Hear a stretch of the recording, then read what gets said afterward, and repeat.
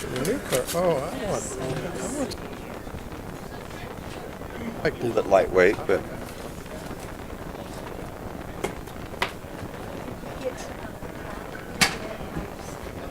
Yep. All set.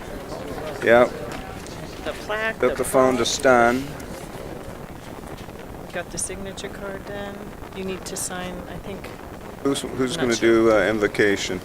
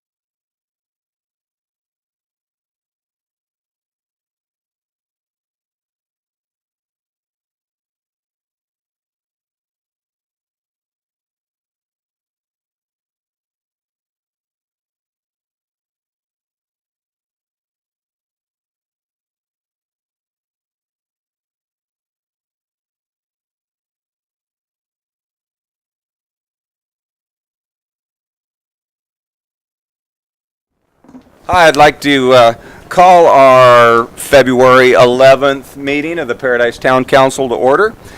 Please stand for the Pledge of Allegiance and remain standing for the invocation to be given by Councilman Steve Culleton. Pledge. I pledge allegiance to the flag of the United States of America and to the republic for which it stands, one nation under God, indivisible, with liberty and justice for all. loving God. We ask you to watch upon us tonight as we do the business of the town of Paradise for the citizens of the town of Paradise. We ask you to give us open minds and open hearts. We ask that you protect all of our public safety employees. Right here in the town of Paradise, as well as serving the armed forces.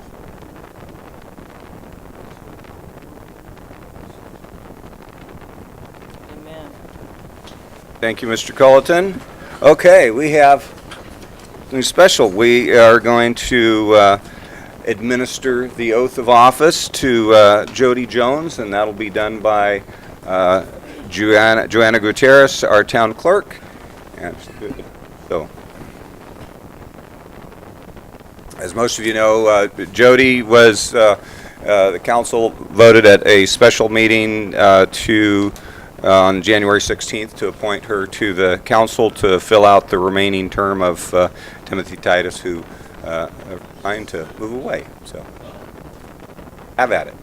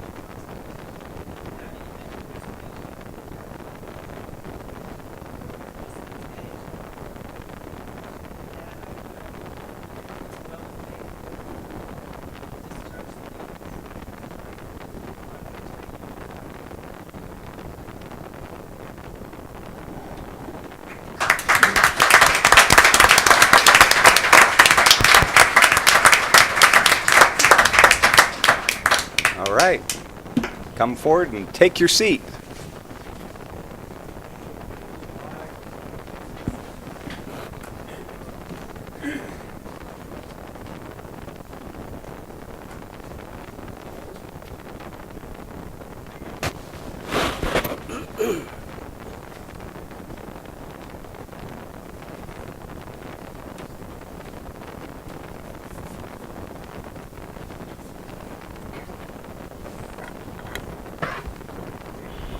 Because somebody likes to come through and lower them all down for the meeting.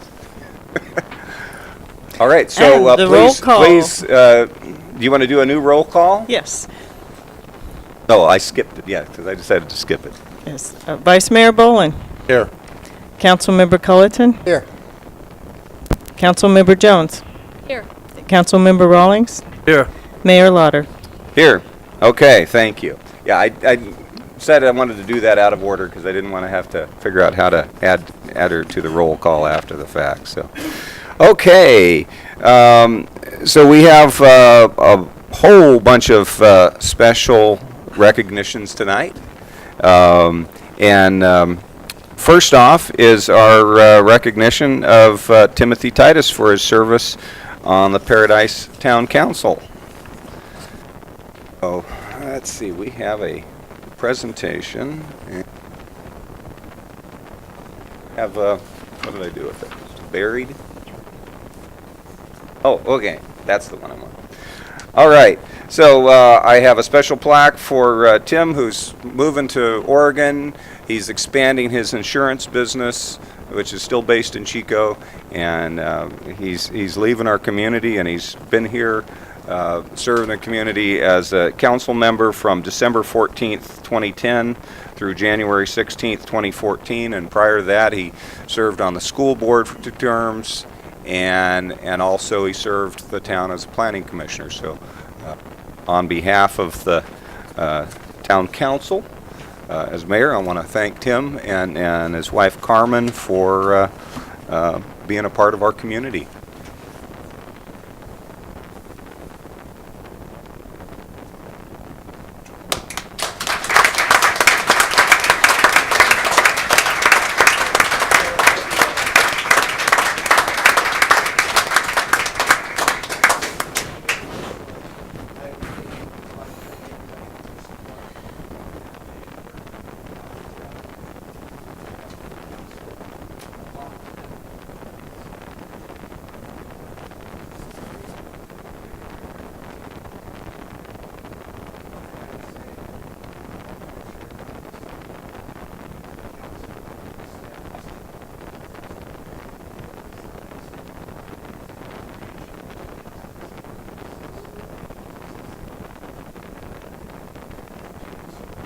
Now, before you sit down, we also have Senator Jim Nielsen, Senate Representative, and has a special proclamation for you. So go ahead and.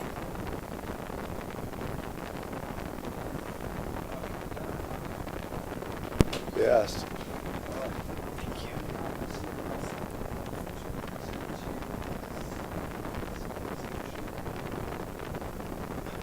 And what you've done, Tom.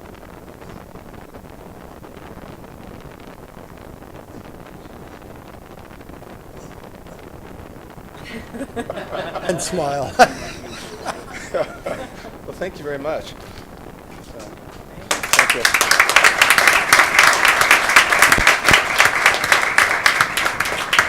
And one last thing.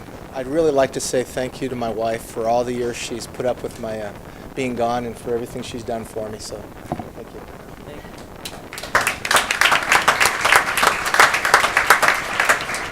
You know, Tim, when I was picking out that tie for you, because I was having a real difficult time because it was, do I get a blue tie? Do I get a red tie? And so I figured purple was neutral, man. All right. Thank you for all you've done and taught me. Appreciate it. Okay. It has been an honor to work with you, Tim, and serve with you. And I hope things go well in Oregon. There is a lot of snow up there right now, so I don't know about the weather part, but Boy, more insurance to write. more insurance, right? That's right. But thank you for your straightforwardness on council, your friendship when I needed it, and your vision for Paradise. It's been a pleasure working with you. Tim, I would like to say thank you for your tutelage, and thank you for dragging me along on this last year, and I would certainly appreciate it, and I wish you and your wife well when you get to Oregon, and I just hope you knock the socks off of them up there. Okay. Next, we have recognitions by Police Chief Tazari Deneen, and also on behalf of the Fire Department, instead of Greg presenting them, it's going to be Curtis Lowry is going to do the fire department ones. So we will start with Chief Tazari Deneen.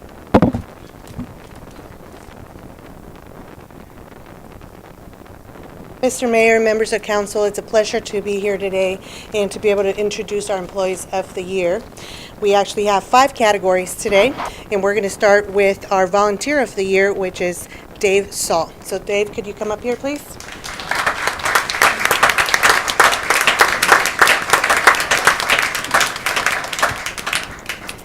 Dave has been a VIP since 2003. As a VIP, Dave has worked patrol, traffic and disaster in all our special events. Dave is reliable, helpful, dedicated, and very positive, and really just everybody loves to have him around. To date, Dave has volunteered 3,800 hours to the department. We appreciate everything that he does for the police department and for the town, and we congratulate him for being VIP of the Year. So congratulations, Dave.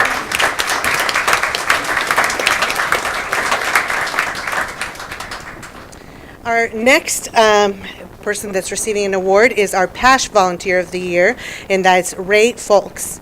Ray, are you here? Yeah. Come right up here. Ray has been a PASH volunteer for approximately 3 years, and during this time, Ray has been like clockwork. He shows up at the shelter every Saturday to walk the animals, the dogs, and his enthusiasm for what he does is contagious, and it makes everybody work a little harder and want to be there. And Ray is one of those people that arrives early and stays late, and that's all because he wants to achieve the goal of making sure that the shelter and the animals are well taken care of. Ray knows that the animals, especially the larger dogs, need much exercise, and so he spends a lot of time with them. But above that, walking the dogs, he does anything that we ask him to do or that is needed at the shelter at the time. He's an inspiration to the rest of the volunteers and to our staff, and for all those reasons, he is the PASH Volunteer of the Year. Congratulations, Ray.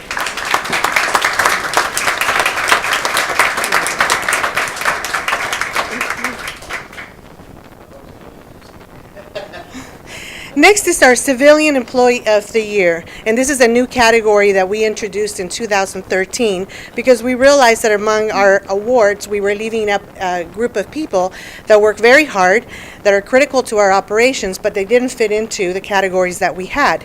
And so the Civilian Employee of the Year includes categories of the animal control office staff and animal control officers, the records clerk, and the administrative assistant. And this year, for the first time, we are honoring Charlie Rollo as our Civilian Employee of the Year. Charlie, can you come up here, please?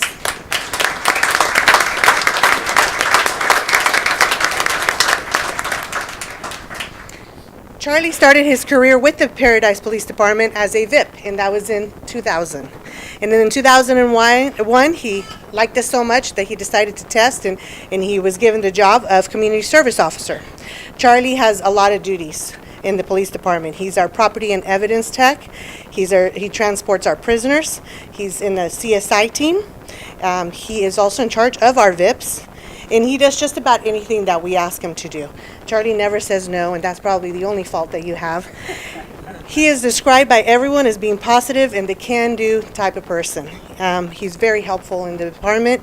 He's a joy to have around. This award is way overdue, and we're glad that you are our first Civilian Employee of the Year. Congratulations, Charlie.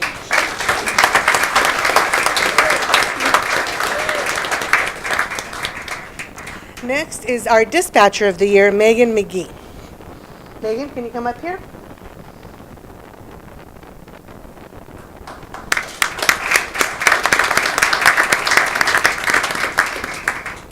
So Megan started with the Paradise Police Department in 2009, and in 2011 she became our communication training officer, and she is now on, I think, our 6th trainer.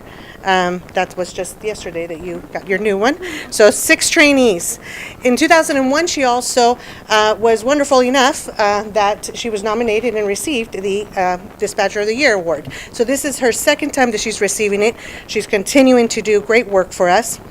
Megan is also very involved with the department.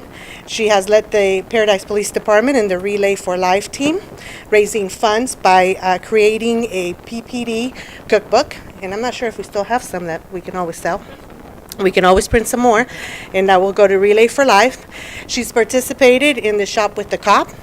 She's been an instructor in our VIPS Academy, and she is also very involved with the association, the Police Officer Association. She's been the secretary for a few years here.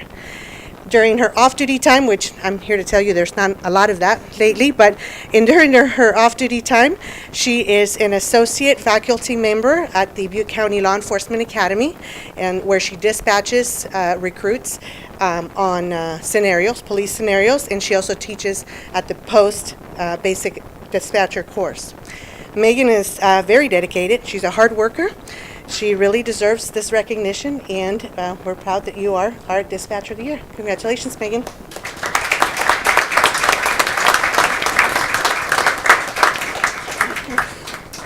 And last but absolutely not least is our Officer of the Year, and that's Jake Smith. Jake, can you come up here?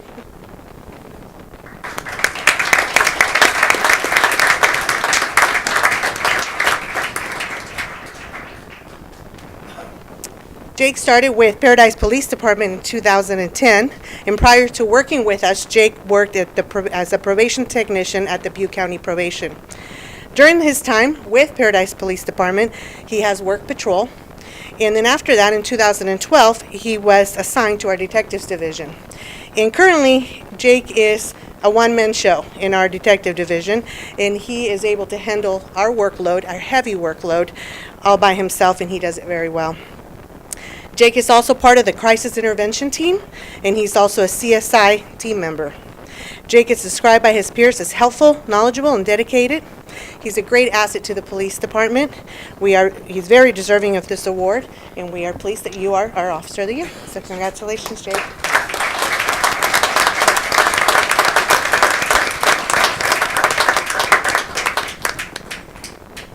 And you can all either stand there, or I'm not sure if... Well, there you go. Thank you.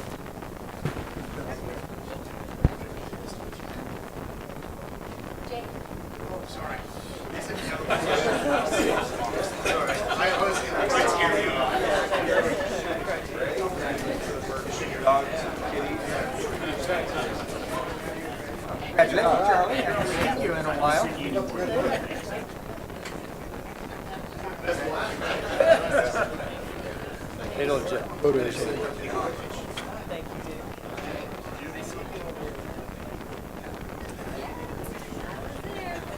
Okay, next, Chief Curtis Lowry, on behalf of the interim Butte County Fire Chief Greg McFadden. Chief Lowry will present our Firefighter of the Year and Volunteer Firefighter of the Year for CAL FIRE in Paradise. Mayor, council members. Tonight we're here to recognize two members from the Paradise/CAL FIRE Fire Department. As you know, we're a combination department, which means that we utilize both career staff and volunteer staff to meet the emergency response needs of the community. Tonight we're recognizing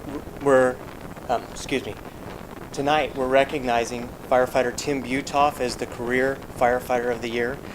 Tim came to the Paradise Fire Department 4 years ago, and since then he has always done exemplary work, positive attitude, always looking for things to do to make the department better. In this last year with the transition to CAL FIRE for personnel staffing, there's been changes in how we staff the department, the shifts we work that have affected our station needs. And he's taken the lead on several projects for that. He's taken the lead on our washer extractor project, which included a remodel of the apparatus room. Also, he's taken the lead on modifying our locker area to create an area where we can keep our other equipment clean. And then on top of that, he has taken over our radio program. So he takes care of purchasing, making sure the radios are programmed for both our engines, our other mobile equipment, and all of our handheld radios. I'd like to recognize Tim, he came up, stuck up behind me, as the Paradise Firefighter of the Year.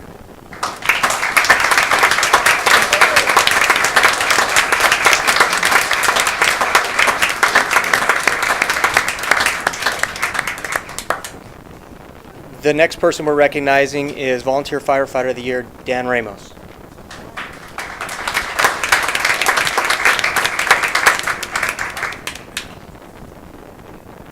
Dan first started serving the community in 2001 as a volunteer firefighter. Since coming here, he has moved into many leadership positions. In 2005, he was elected as actually appointed as volunteer lieutenant.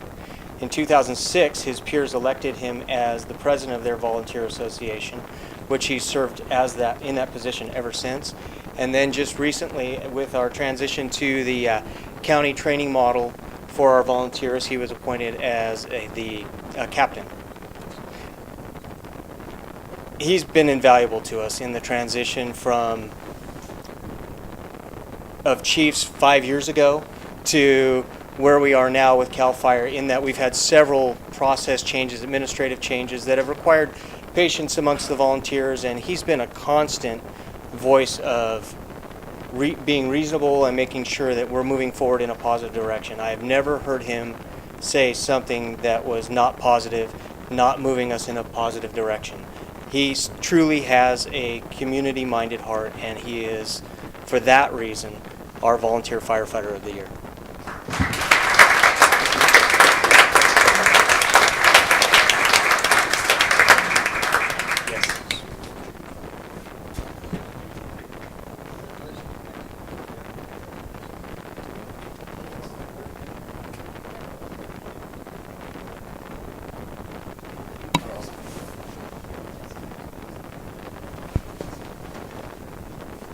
And then finally, we have a proclamation for Catalyst for Teen Dating Awareness Month. And as soon as we're done with that, we will take a short break for those people that need to escape.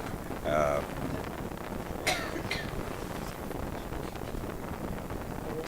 well, yeah. Let me do. I want to do this first, and then then we'll do the VIPS report, and then take the break. So, let's do Catalyst.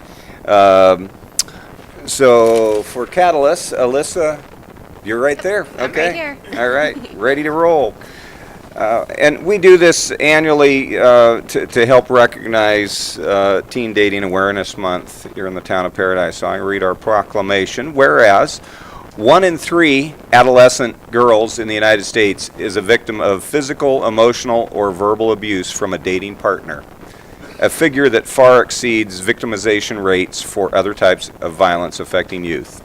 And whereas youth who experience physical violence in a dating relationship are more likely to use drugs and alcohol, attempt suicide, and carry patterns of abuse into future relationships.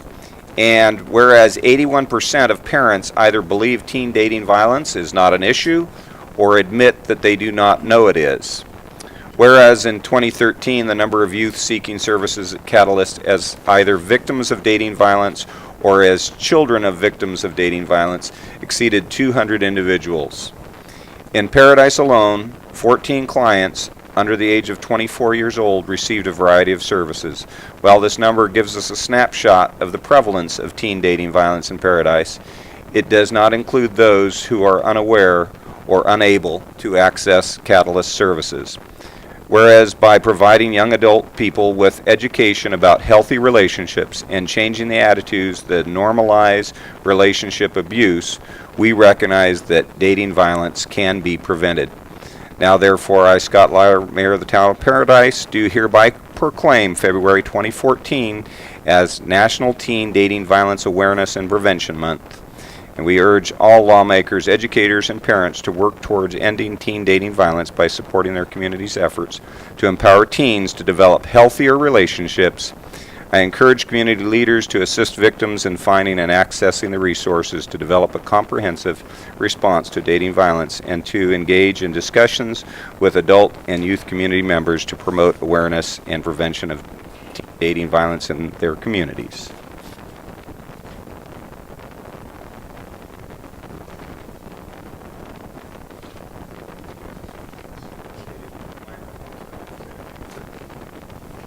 I'm not much of an improviser, so I prepared something. Thank you on behalf of Catalyst for declaring February Teen Dating Violence Awareness and Prevention Month. My name is Alyssa Cozine, as previously stated, and I am the community educator for Catalyst. February 2014 marks the 4th year of month-long events designed to increase awareness and prevention about teen dating violence. In 2005, teen dating violence was highlighted in the reauthorization of the Violence Against Women Act. The following year, Congress declared the first week of February Teen Dating Violence and Prevention Week.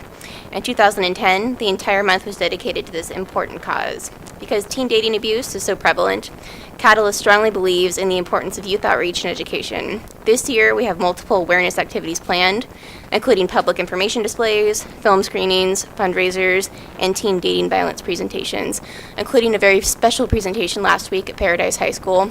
We were privileged to present to over 100 students in Mr. DeGracias's health classes. It was awesome, a great group of kids, really excited to be there.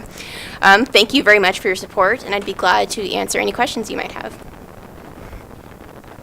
Thank you, Alyssa. Thank you so much. Okay.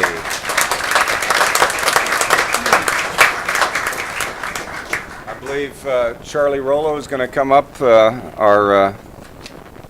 and present the annual VIPS report.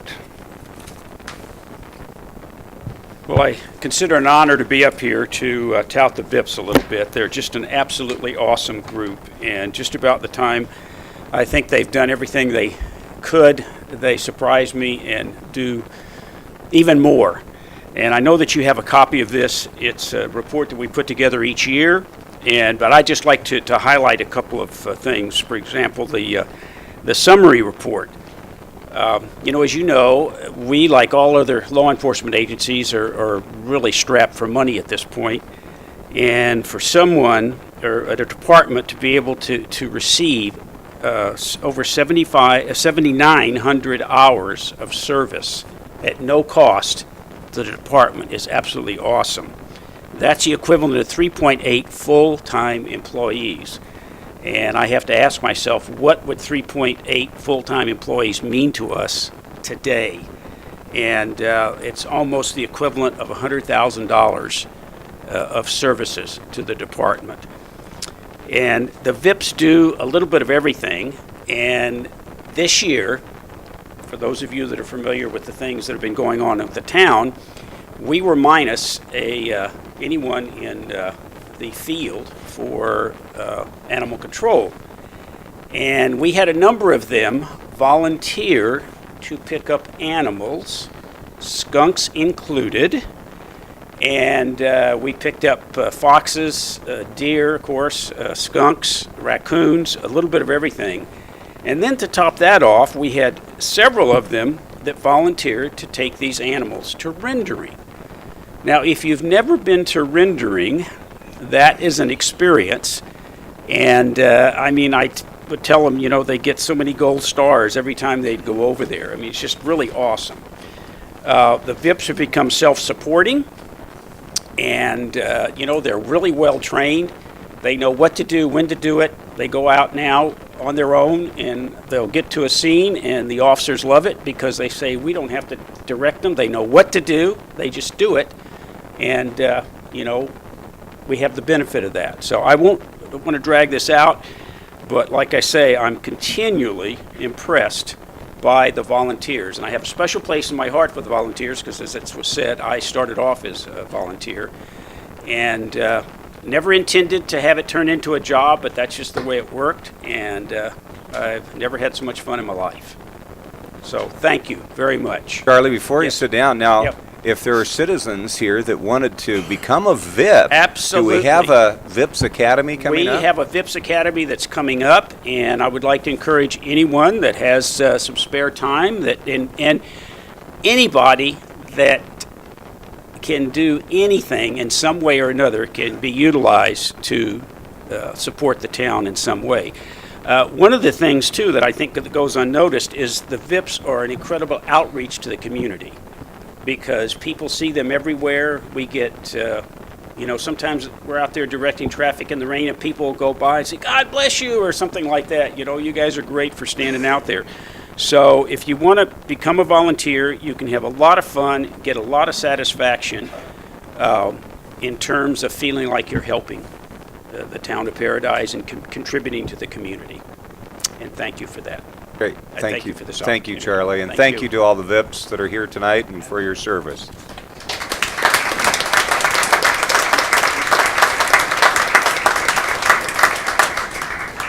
And if anybody wants to read, I believe we have all this information is on our website, or will be on the website with the number of hours and all the different things that the VIPs have done. So if you're interested in being a VIP, you can read all about it in the annual VIPs report. Okay, I'm just going to take a brief recess for about 2 minutes to let the people that need to get out of here and get back to watching the Olympics or whatever it is. Thank you for attending, although you're all welcome to stay. Yeah. You said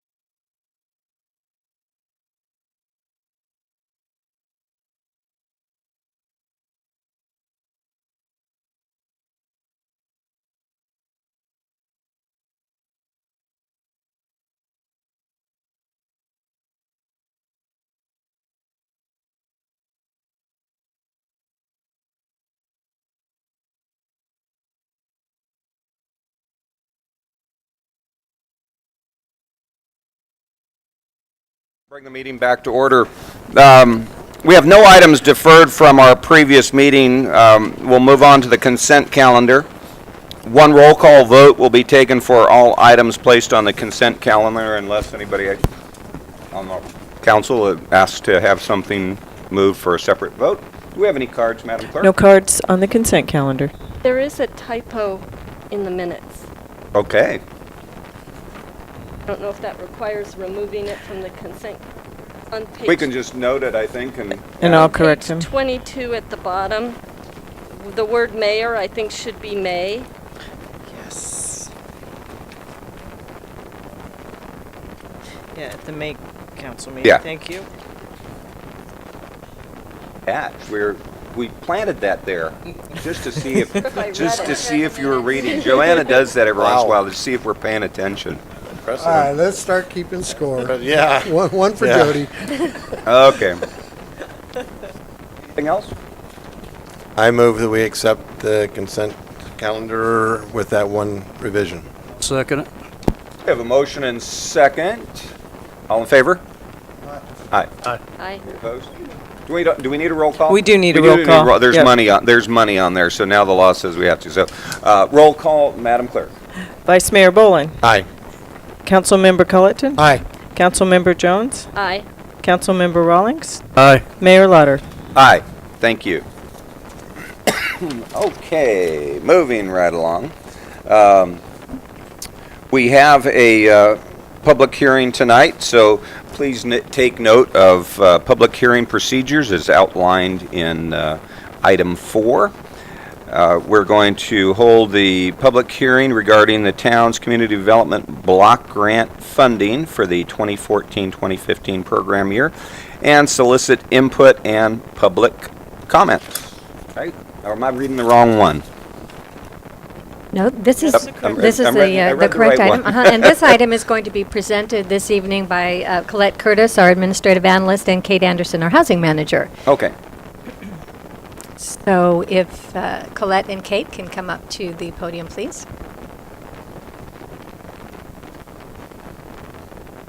We have first-time presenters tonight. Good evening, Mr. Mayor, council members. I am happy to be here presenting this to you tonight. I'm going to talk a little bit about the process right now for the 2014-2015 annual plan for the Community Development Block Grant, CDBG. Tonight is the second public hearing for the CDBG grant. We had the first public hearing last month at the January council meeting. That was to gather comment for the preparing of the annual plan. Tonight's goal is to gather comments on the draft proposed plan that you'll find in your packet tonight. Tomorrow, the 30-day public comment period will begin, where the annual plan will be on view for the public here at Town Hall, as well as at the library, the Senior Center, the Chamber of Commerce, and the Family Resource Center. So that will be available for anyone to view. After that is over, the final plan will be presented at the council meeting in April, and if adopted, it will then be presented to HUD for the May 15th deadline. So, for the budget that you will find in the annual plan tonight, we have not received this year's annual allocation from HUD yet. So we have proposed a budget based on the funds we received last year, which was $159,000. A portion of that will go to our housing assistance program, which our housing program supervisor, Kate Anderson, will talk about in just a moment. 15% of that will go to community groups who will apply for funding. Now, we have actually already received 8 applications for that funding from the deadline that was last week. And we will have a subrecipient review committee to review those applications that will consist of 2 council members, Manager Gill, and myself. So at this time, I would like to determine which 2 council members would serve on that committee. Sure, I'd be willing to do it again. We both serve. I think Greg and John did last year. It was fun. That was good. I thought it was a good program. I like it. So. I can do it if someone else wants to, that's fine. I don't have a problem with that. Speak up if you want it, Jody. Yeah, like to try it out? Okay, so. Yeah, Do I hear John and so Jody? It sounds like John and Jody are going to be our CDBG team this year. Great, thank you. Wonderful. Thank you very much for your participation on that. I will be in touch. We'll schedule a date to hold interviews for the applicants. And once we have interviewed all of them, we will, the committee will make recommendations back to full council. And then the applicants will be notified in April or May of their status. How many subrecipient? We awarded 6 subrecipients this past year, yes, and we received 8 applications this year. Were there any other questions? Oh, but they were all, I mean, it was great.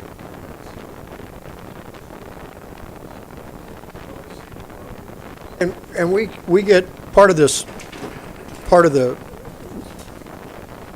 deal on this. If they get money, they have to perform, and there's quarterly reports and reporting they have to do, and we have all that data. So the team will have that. They'll know what everything has been done till date. Yes, for the members who are serving on the committee, we will, and for the full council, when we present our recommendations, there will be all of the information for each subrecipient, what work they do, what they're asking for, if we have given them funds in the past, what that has looked like. So all of that will be given to you.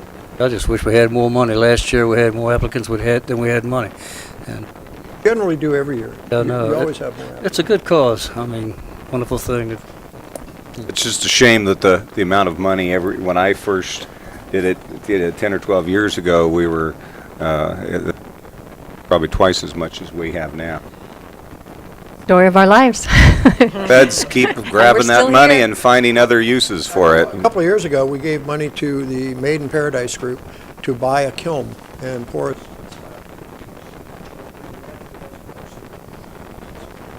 Got people in town that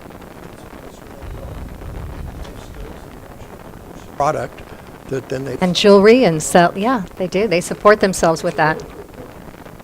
Excellent program. So good job, Colette. Kate?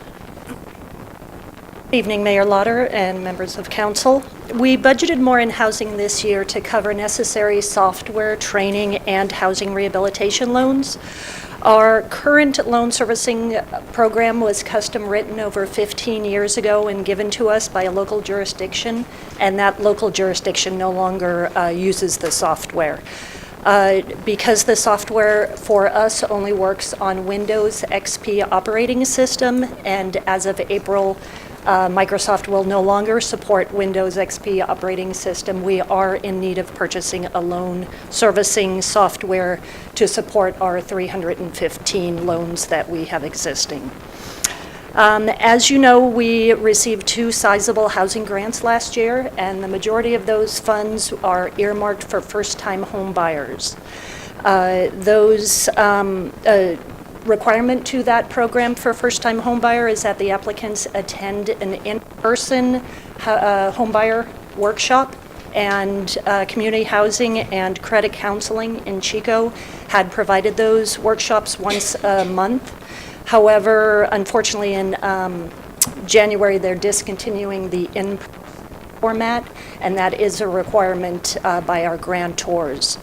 So the City of Orrville does provide an in-person format. However, it's every other month, and these are dealing with escrows, so every other month doesn't always work for our beneficiaries. So we are wanting to offer a workshop here at the Town of Paradise on those months that Orrville does not, so that our beneficiaries will still have the opportunity to attend a class once a month. And lastly, I mentioned the majority of our funds that we have currently are earmarked for first-time home buyers. We already have encumbered the $350,000 we have for housing rehabilitation, yet we have 15 households on our waiting list that require housing rehabilitation, and truly the majority of those are septic repairs. We plan on applying for more housing rehabilitation funds in the spring, but if granted, those funds would not be available to us until next winter. So with these CDBG housing funds, we could address those households on our list with the most urgent health and safety and code violation needs. I'd be happy to answer any questions you might have. Thank you very much. Kate? Good job, ladies. I couldn't be more proud that they don't need me anymore. So All right. You're doing a great job. Okay. Did you want to open the public hearing? I want to open the public hearing on our CDBG grants and the sub-recipient selection process.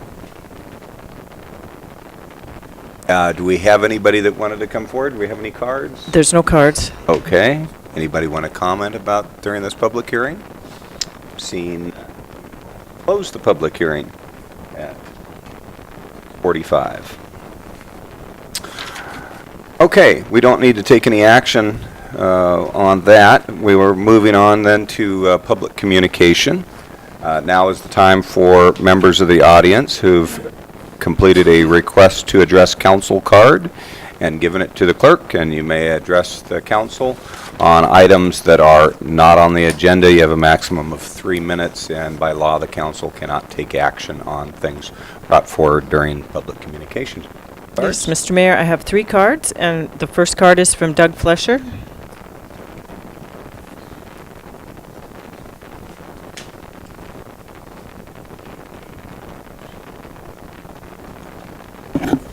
Thank you. Mr. Mayor, council members, and our newest council member, Jody. As one of your constituents, I would like to take this opportunity to congratulate you and thank you for your service. And what I have on this evening, ladies and gentlemen, is my Elks Citizen of the Year hat. And as you'll know, the Paradise Elks motto this year, it really came to me with all you had before that, was volunteer citizens are the heart of our community. That's our motto, and we're seeing that here this evening, and we're certainly living up to it. As you're aware, for the last 42 years, the Paradise Elks Lodge has honored 4 individuals, a junior, a senior, a man, and a woman of the year. Now, how these are picked, we do not pick them. I really want to get that out, and I've been beating that horn. They are nominated by their peers from the community. We do the selection process, the committee that I'm representing this evening, but we do not pick them. I've been doing this for 7 years now as the chair of the committee, labor of love and enjoying it. They are nominated from the community. And this year we have 4. And the senior of the year is who I wanted to talk about. Arland Hudson is the senior of the year. Now, I know you people know, and most everybody, he's the elderly gentleman or the old man that drives a red pickup and sweeps the streets and plants the flowers. Yes. And he had a number of nominations. And in fact, I've been getting calls after that from total strangers saying it was about time we recognize that old guy that drives a red truck and sweeps the streets. And in the interviewing process, because we interview and then we try to pick the best one, and as a senior this year, he was the top. The man of the year was sitting right there, and the man of the year last year is sitting right over there. And so this was Roger Eakins, and of course everybody knows Dan Whitland. And it's always quite enjoyable to see the community and these volunteers and workers that do this type of work.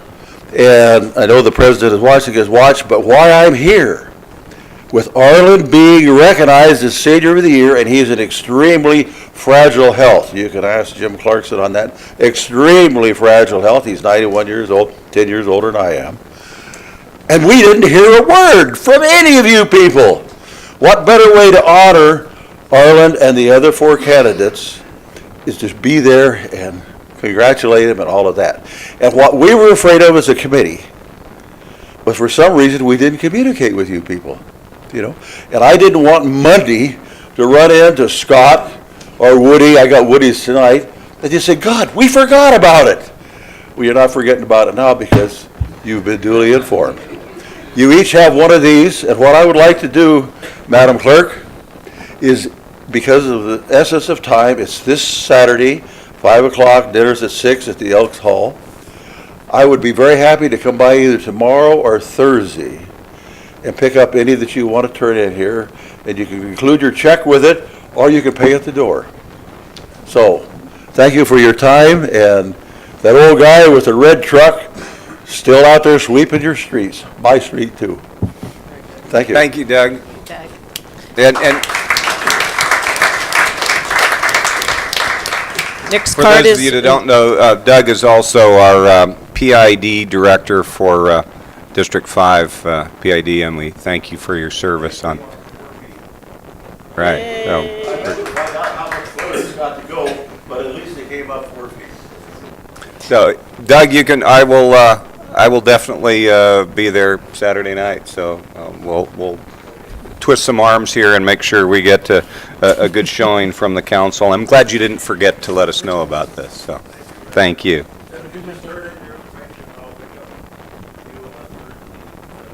Okay. All right, next card, Joanna. Mr. Ward Habriel? Good evening, Mayor and Council. I'd love to stand here and tell you all the great news about the Paradise Garden Club, but this is a rather sad note this time. As you know, the Paradise Garden Club every year sponsors a tour on the first full weekend in June. It's our biggest fundraiser, and it's how we support the 5 $1,000 scholarships for Butte College horticulture program students. Unfortunately, this year, because of the drought, we're canceling the tour. That is a very, very significant message for us to not only send to the community, the other Butte's district's garden clubs, California garden clubs, and the national garden clubs. Because we know that to do the tour, every one of the 6 homeowners have to prepare the yard, make it as presentable as possible, mostly by adding new plants and maintaining the irrigation system the best as possible to do that. We didn't think it was fair to ask them this year to do that in light of the drought. It saddens us. We know it will set us back financially, but we will have an alternative activity that weekend. We've already established our relationship with the Grange. We had arranged for the Grange to be our headquarters during the tour. That same facility will be used. We will not have a plant sale this year, which is part of a fundraiser, but we will probably still have the benefit drawing and an educational element, partnering with PID to help people be better educated on the kinds of plants that are very drought tolerant and are productive in this kind of environment when we have to suffer this way. Obviously, we will be back in business with a garden tour in 2015, but for 2014, I wanted the council to be aware that this is one of the saddest moments in the history of our garden club to be able to suspend the tour for this year. There will be a formal announcement. You'll receive information that will go on the town's website. We're providing the same information to the Butte District Garden Clubs, California Garden Clubs, and the National Garden Clubs, as well as to the Paradise Post. But I wanted to be here in person to let you know that so that you didn't get it by the rumor mill. It is a sad time for us. Thank you for your attention. Thank you, Ward. Next card. And my last card is from Kathy McCreary. Good evening, Mayor, Council, council members, and staff. This is my first time being here. Welcome. Thank you. I'm representing the ARC of Butte County, and I'm here to announce that we'll be opening a new ARC store here in Paradise. That will be mid-March, depends on when PG&E gets everything hooked up and the painting's finished. It's going to be located at 6640 Clark Road.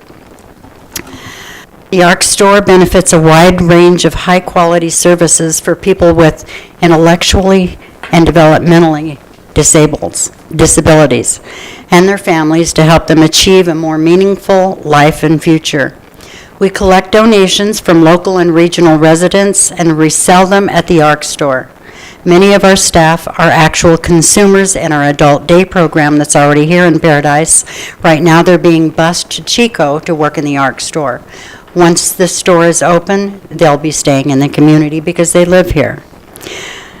Being employed by the ARCs at the stores is just one aspect of helping these individuals attain greater self-esteem and independent life skills. ARC needs donations of gently used resellable items from Paradise and Magalia residents, and all donations are tax exempt. Our Chico and Oroville ARC stores contribute tax revenues to the communities they serve and they're friendly, efficient, and an affordable resource for those shoppers and treasure hunters looking for quality, gently used bargains. The new Paradise store will be creating at least 15 to 20 new jobs in addition to the adult art clients. We'll be active with the Paradise Ridge Chamber of Commerce, and we have a grand opening ribbon cutting planned with them for September. We're going to be having a soft opening mid-March, and we will be advertising and promoting that in the Paradise Post and the Chico papers. I have flyers to distribute. I'd like to give those to your clerk to give to you, and I'll give some to the Chamber of Commerce, just telling some of the things that ARC does and what we accept for donated items. We'll be updating our Facebook page. That's arcofbuttecounty.org, and our website with the date of the actual opening. Thank you so much for your time this evening, and we're looking forward to becoming a part of the Paradise business community.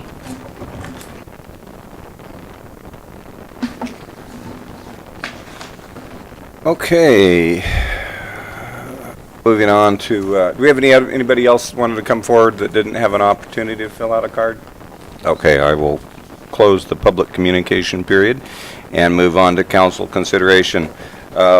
This time we're going to select and appoint council representatives and alternates to represent the town of Paradise on various local and regional boards, committees, and commissions. Clerk will handle this part of the report. Thank you, Mr. Mayor. As you know, annually, the Town Council appoints representatives to serve on our local boards and commissions at the county level and also those at the local city level. I've listed the ones that are required for the mayor's presence. That's City Selection Committee, the Disaster Services Council, and the LAPCO is not required for the mayor, but Mayor Lauder has been appointed to serve through 2015 on that board. And we can go down one by one, and you can decide who would like to serve on which committee.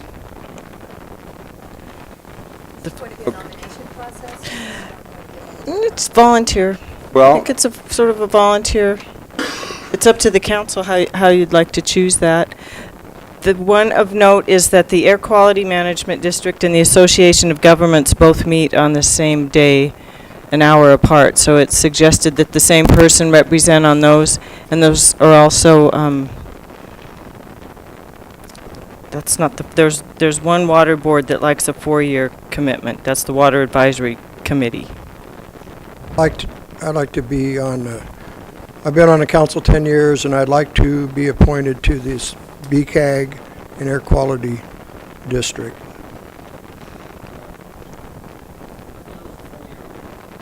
Four years or until your term ends. I have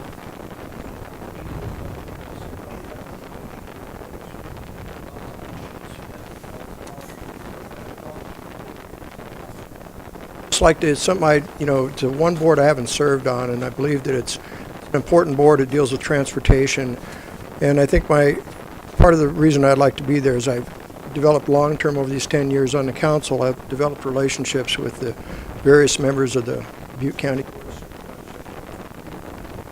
as well as some of the other jurisdictions in my activities at the League of California. I think if I have this appointment, I'll be able to be a little bit more proactive.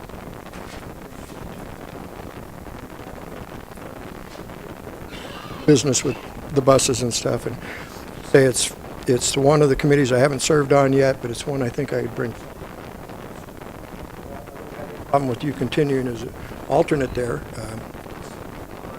Every meeting last year, and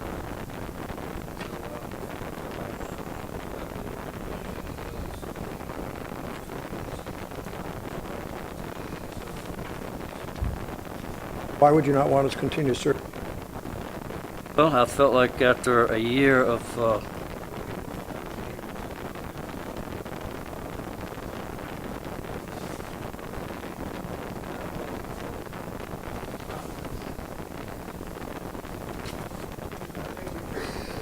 something Yeah, well, would you? Well, be one of the agreeable to things being that's alternate? important for, I mean, you know, having, I talked with Alan White, who served on BCAG for us, I believe, for 8 years, at least 8 years. Trying to remember back how long it had been, and you know, I discussed with him, you know, the importance of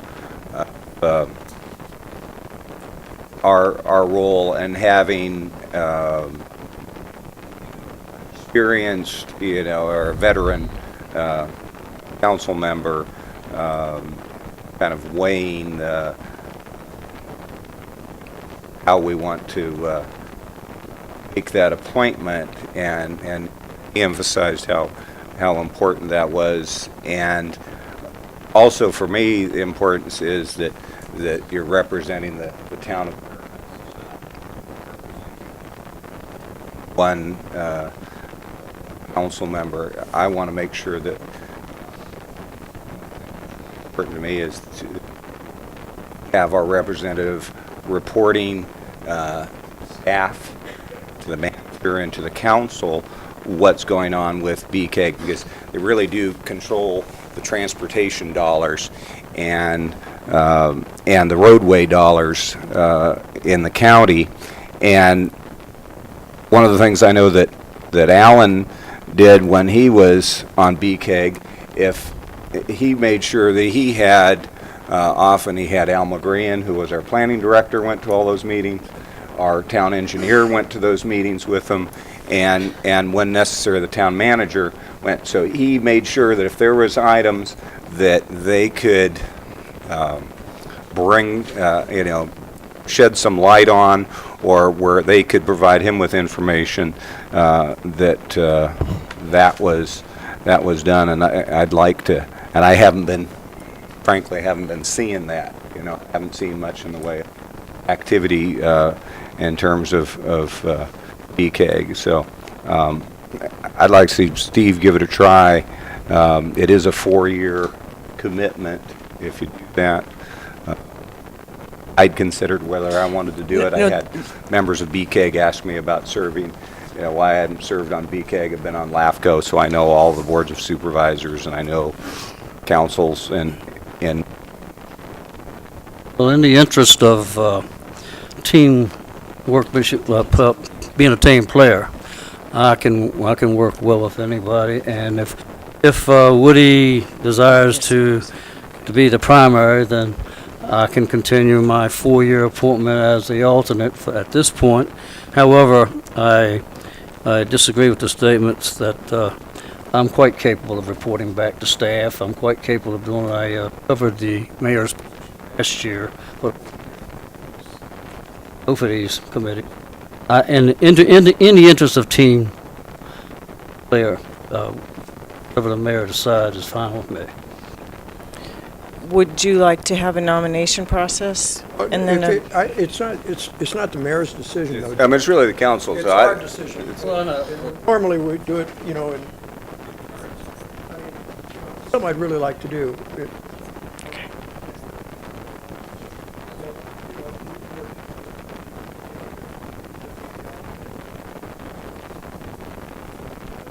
A lot done as a team, you know.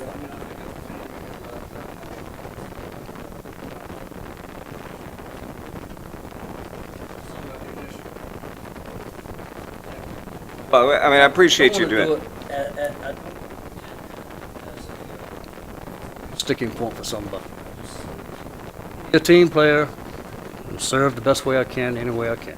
Well, that's great. I mean, normally we don't have to. We have to usually beg people to Good go with that? down there. So this is great. This is a good opportunity. Oh, I'm good with that. Yeah, well, that's true. Now we got other councilmen here too. But I'm just Well, stating if my case. You get. So we'll make Councilman Colleton as the primary and Councilman Rollins as the alternate on.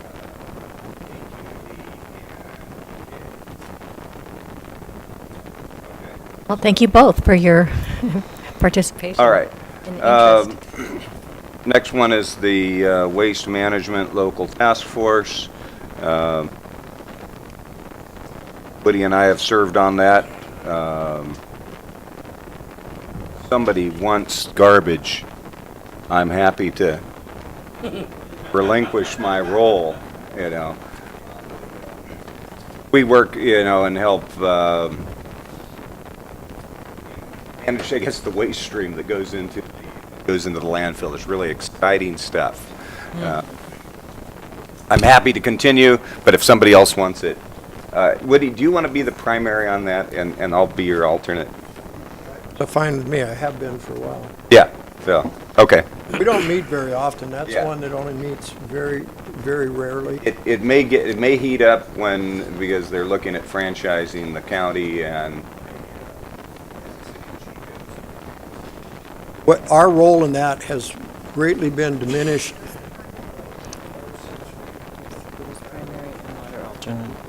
We were part of the consortium because our waste stream for state of California for the reduction that we had to hit. We were part of the county. They weren't, not even. We are hitting the numbers the state pulled out of the county.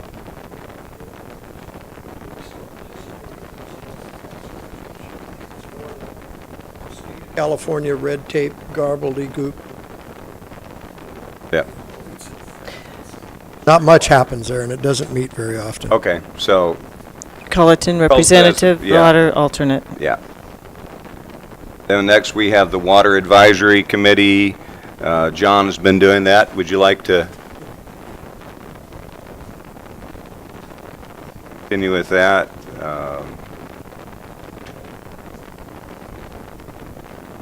That one doesn't meet, does it, very often?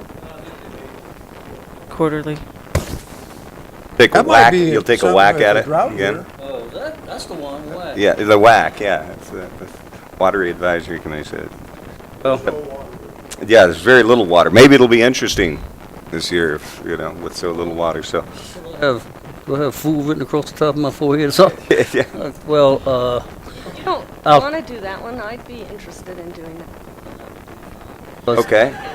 Jody is going to take the You're going one. to enjoy it. Okay. Yeah. Okay, then we have the city-county ad hoc, which I don't think we've met in the last Couple of years. couple of yeah. years. Can't remember the last time it met. So that's a good committee to be on. Would you like to keep? John, do you want to continue on that? Greg, you want it? That'd be a good one to get on. Yeah. No, I've got one I'd rather be on further down. That's why I was kind of holding out. Oh, okay, all right. Jody, why don't you get on that one? That's a good one. If we meet, and there might be some reasons to meet, you know, coming up. We're probably going to be working with Hahn a lot. Paul Hahn on some things. I'd be happy to continue with that. Jody, if you'd like to, We need 2 members, so Jody and Scott. two would be members. So I'd be happy to continue with it when it meets. Okay, so then we have the Lake Oroville Supplemental Benefits Funds, and That's it. Sam is still the, I thought Sam is still our alternate, and Good, leave it for Sam. They don't hardly meet, and that If was on that the council member's relicensing of the updated dam. by the person That in one charge is- in It'll leave Orville, me and they'll on it. send out the agenda okay. and So information. John says you can just leave him on there. They don't ever call us and say they have any money for us. So it's all about Oroville spending money on themselves, really. And we have a non-voting position where we get to watch. That's pretty much the long and short of it. Okay, next one is 3 Corps, which is formerly Tri-Counties EDC. It was a 2-year term as of 1/1/2013, and You're still on it. Mr. Bolin is on it. You going to continue that? Okay, yeah, well, confirming. Okay, moving on down to Paradise Community Village. I'm serving as have an officer position on that, and it takes a while to get used to it. It's not real exciting, but it is an important thing. I'll be happy to continue doing that. Yeah, it's very exciting stuff. But, you know, someday it's going to be really exciting. Okay, next, PID liaison. Okay, so you want to, John wants to continue with that. Mr. Bolin? Okay, so it's Bolin and Rollins. That will stay the same. PID, okay, then PRPD now. Liaison. We have Bolin and Colleton were on it before.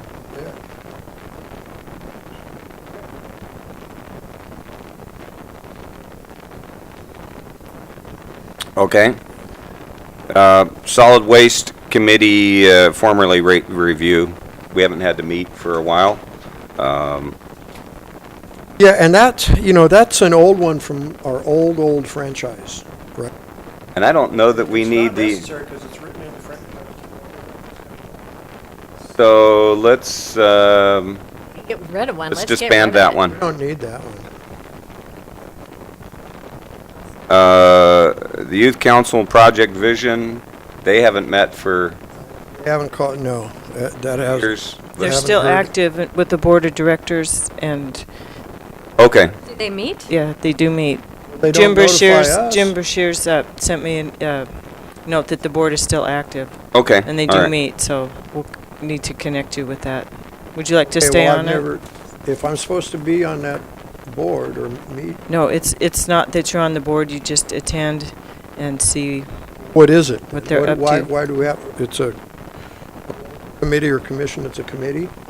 In the past, the council was really involved with the youth and developing the youth, so we became interested in that and partnered with them. So if we But I don't mean, want if to attend the there's no meetings. reason, I mean, like, I didn't even know they met. I didn't know there's, Yeah, I haven't seen any activity from them in a long time, but if you say they're still active, then leave me there if they're Cody active, but I can don't know what, continue with, unless somebody else wants it.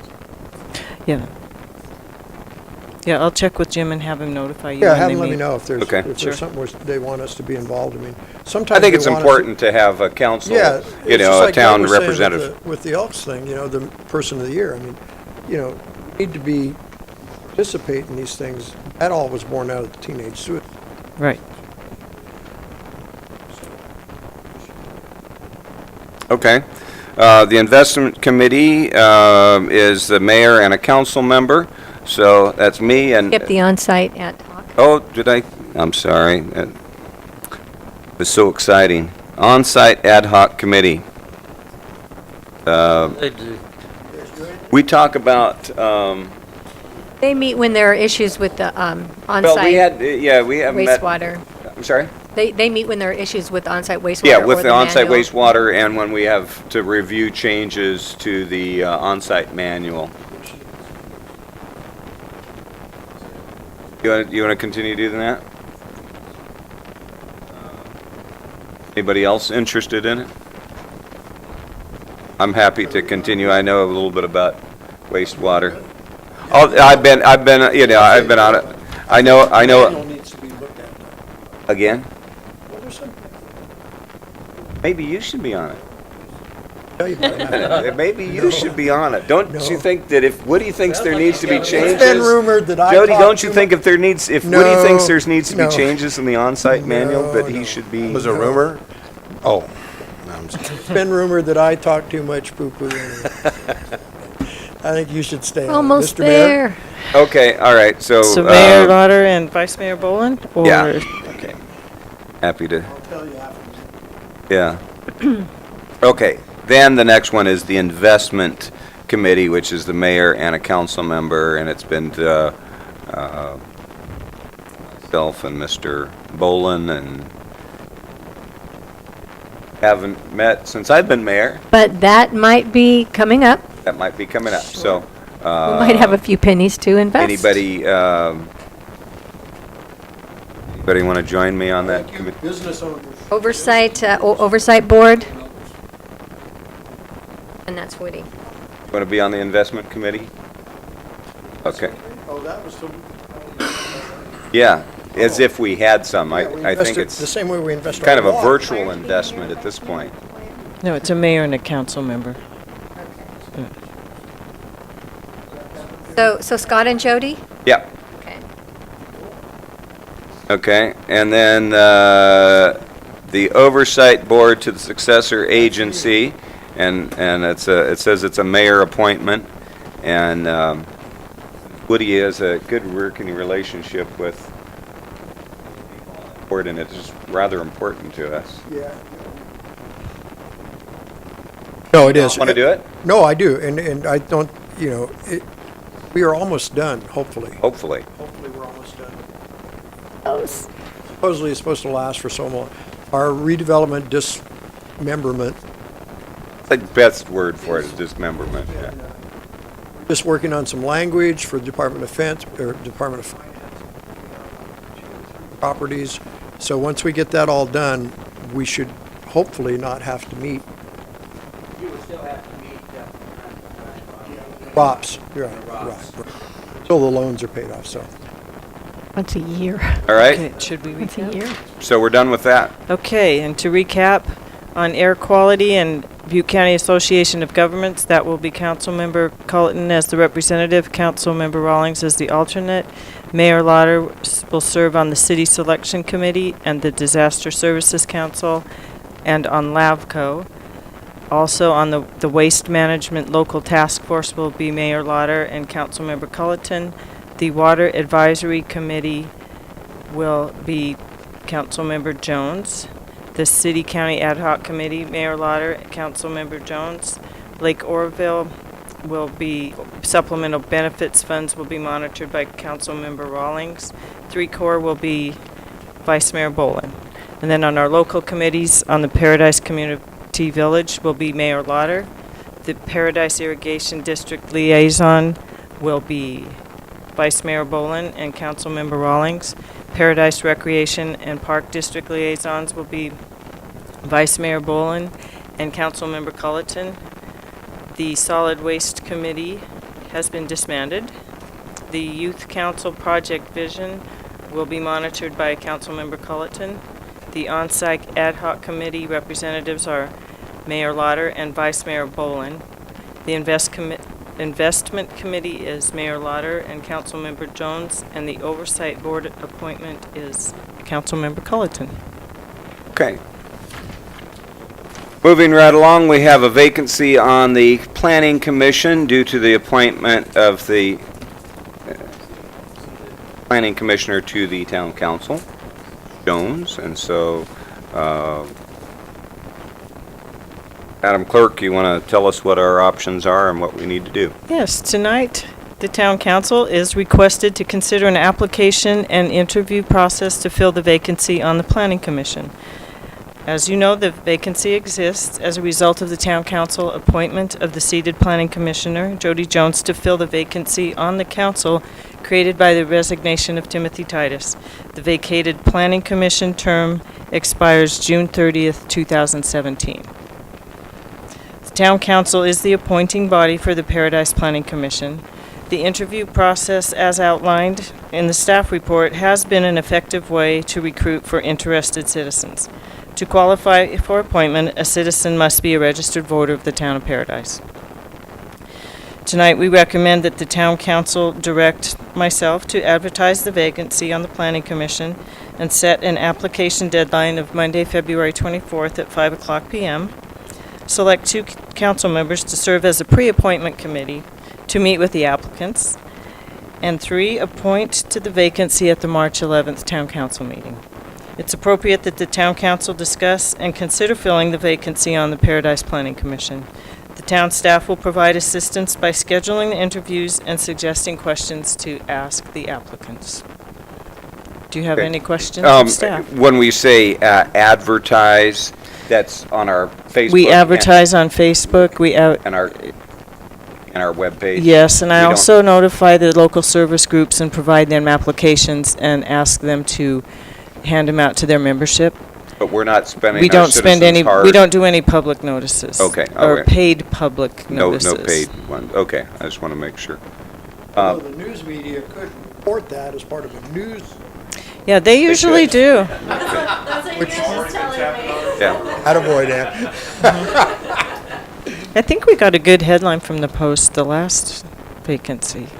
So are there a couple of former planning commissioners that are on the council that would like to be on this committee? That narrows it down. Might be. Sure. Okay. There you go. Is that good with you? Sure. All right. There we go. There's your committee. So does council concur to the interview and application process, the deadlines, and the appointment at the March 11th council meeting? Just for the public's information, then note that this committee, you two, will do the interviews, and then you will make a recommendation to all of us at that meeting. Yeah, that's what the practice Voice would be, is. is that correct? And then we'll be an open discussion. Okay. Very good. Thank you. All right. Moving on to our item 7C, which is a report on the public outreach workshop conducted on February 5th relating to the design of the Downtown Paradise Safety Project on Skyway between Vista Way and Elliott Road. There's no action requested. It's just a information report on how we're coming on this to create a safer commercial corridor which will address the high speeds and crosswalks, limited parking, common collision hazards, and our aging. Well, there's the update right there. Thank you, Mr. Mayor. This update will be presented by Mark Maddox, our town engineer. All right. Good evening, Mayor. Good evening, Council, and welcome aboard, Councilmember Jones. As Mayor Lauder just said, we are providing an update on a monthly basis on our Downtown Paradise Safety Project. Quickly, I'll briefly summarize our last month's meeting, which was about a 30-minute presentation into about a couple of minutes. So, to reframe the discussion on the downtown corridor, we have a couple of fixed parameters. One, we have a fixed roadway width, and we have a principal arterial with strong commute volumes, about 2,100 to 2,400 in the peak hours. With those conditions, we have several observed challenges that we'd like to highlight. We have high motorist speeds. We have a high collision rate, nearly double the state average. We have limited visibility and dual threat potential for pedestrian crossings. We have limited lighting, independent and inefficient signalized intersections. We have limited on-street parking and an aging roadway, as previously mentioned. And also a part of this project is we have our non-compliant ADA curb returns. So quickly, a summary on the funding. We received a 2012 Highway Safety Improvement Grant. This is based on actual collision data, which occurred in the last 10 years. And actually, yesterday, another injury collision occurred in our project limits. It was a rear-end collision, and our project would make that type of occurrence much less frequent. So the objective of this grant program is to reduce collision frequency and severity. This $1 million grant funds a project which implements a road diet between Pearson Road and Elliott Road. In addition, it requires that we coordinate the signals at Pearson and Elliott while enhancing pedestrian crosswalks here in front of Town Hall and at 4 specific locations in the downtown. So how will our proposed design manage observed challenges? First, we propose the signal optimization and coordination. What this will do, it will address peak vehicle traffic periods. It will add less than a 20-second increase to the peak afternoon commute period. And our queues will stack, but as discussed at last month's meeting, our traffic engineer consultant provided information which assured us that those 800-foot queues in that worst 5 minutes of the day will generally clear in one cycle. Our reduced travel lanes will require traffic to travel at a slower speed. Its design inherently will slow down speed in the downtown. Reduced lanes will eliminate 50% of our vehicle conflict points, and the added center turn lane provides left turn storage. Refuge for those vehicles waiting to turn left or turning left from a side street. In addition, our proposed project will add pedestrian bulb outs, which increase visibility to motorists. And at those crosswalks, we'll have pedestrian activated beacons, which are proven to increase yield rates. And again, with the reduced lanes, we do not have that dual threat where one vehicle could potentially be blocking the view of another oncoming motorist, the sight line of a crossing pedestrian. So to close, we are also proposing to improve lighting in the downtown by retrofitting existing fixtures with light-emitting diode fixtures, which have better color rendering and a better light coverage in the downtown, while adding 3 street lights to ensure crosswalk coverage at every crosswalk in the downtown. The project also proposes an asphalt overlay and increase on-street parking by eliminating red curb at the numerous crosswalks which are to be eliminated. Lastly, our project proposes to upgrade 23 curb returns to current ADA standards. So quickly, I'll run through our proposed design footprint. It's kind of a draft of our design model, but here is a plan view of our proposed refuge island in front of Town Hall, where pedestrians can cross the street 2 lanes at a time while activating a beacon at any of those 3 locations, represented by the letters RRFB, which stand for Rapid Rectangular Flashing Beacon. I'll note here our design footprint at Skyway at Pearson. This is where we have our 1 lane traveling northbound, even though it's flipped horizontally for us, our 1 lane traveling northbound and 1 lane turning right only. I actually received an email about an hour ago regarding this question, whether or not our project will be addressing some hazards while creating a new one. And that being requiring vehicles to merge does present a new conflict to the design downtown. However, we are confident that after an adjustment period, we would see residents planning their turning movement. It would be a much slower merge. It wouldn't be a freeway 50 miles per hour merge. And residents could start that merge anytime between Neal Road and Pearson Road. So that's one of the issues that could arise with this project, but we are confident that the safety benefits with the other design will be well worth that implementation. Okay, I'll give a quick snapshot of our 4 proposed enhanced crosswalks. The first one, actually the second one, the first in the downtown is at Honey Run Road. Here we have Danilov Furniture and available off-street parking here across the street. And you'll see the bulb out comes further into the road, decreasing the distance which pedestrians have to cross. The second crosswalk will be at the triangle at Foster Road. This is an existing crosswalk that will be maintained. Again, the beacons will help motorists yield and provide an indication for pedestrians communicating to motorists that they are intending to cross the street. Here's the third crosswalk at First Street, again at the across the street from the Family Resource Center. This is probably one of our most used crosswalks currently, and today we have a beacon at this intersection, but it's actually hidden in one of the directions behind a couple of pillars and a roof. So what's nice about the rapid rectangular flashing beacons is you can install them close to the street, and they are very visible in the same line of sight as you're driving along the road. The final crosswalk is at Wildwood Lane.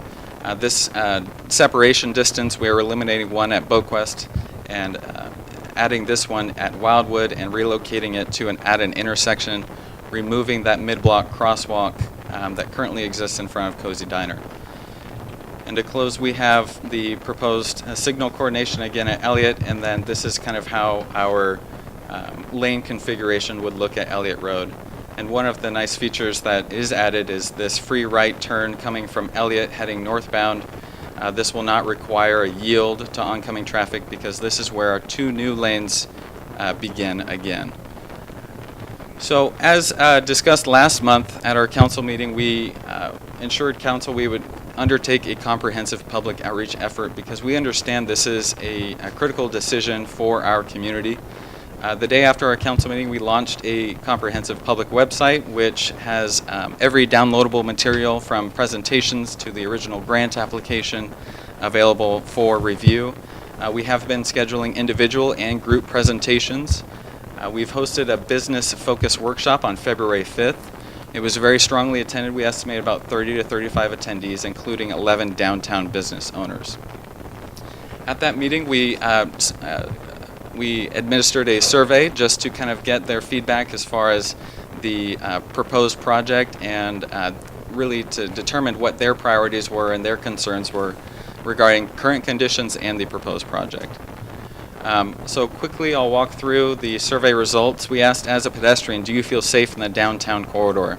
And overwhelmingly 75% answered that question, no, they do not feel safe as a pedestrian.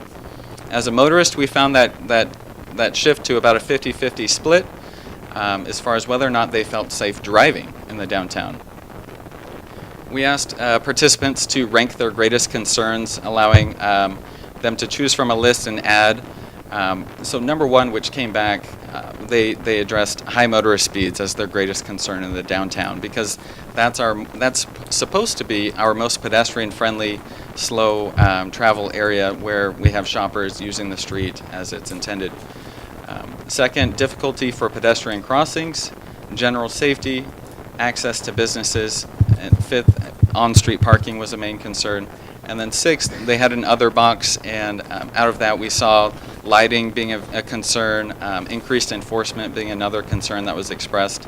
And so what's really great about the project that we are proposing is that in some way or another it does address these highest priority of concerns.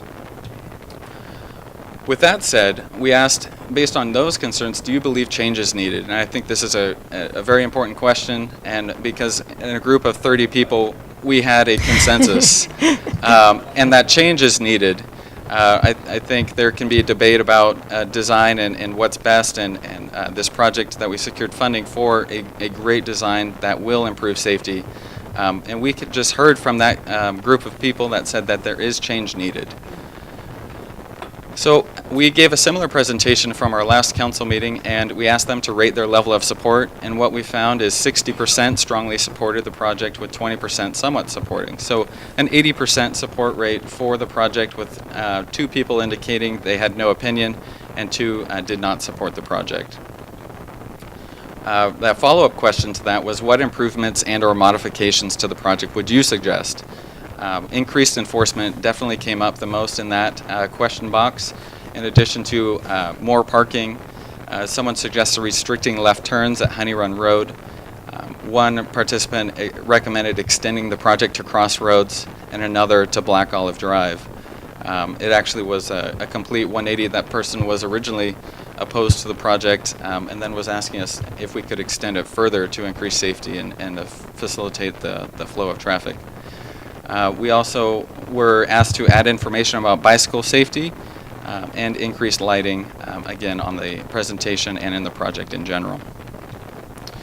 So that about wraps up our public workshop. Our next steps, in February we have scheduled an emergency services coordination meeting. While we have gained the support of Paradise Police Department and CAL FIRE on emergency response and evacuation, we are calling a meeting with Butte County Sheriff's Office, California Highway Patrol, Butte County Office of Emergency Services, and town agencies to discuss the benefits and challenges to the project, and see if they have any thoughts or ideas that maybe haven't been brought up. On March 11th, we will have another council meeting, and you'll be provided another update to continue this process. On March 20th, we've scheduled a general public workshop, again, to gain the input of the community on the project. On April 8th, we'll provide another opportunity at the council to keep this item on the agenda and the discussion moving forward.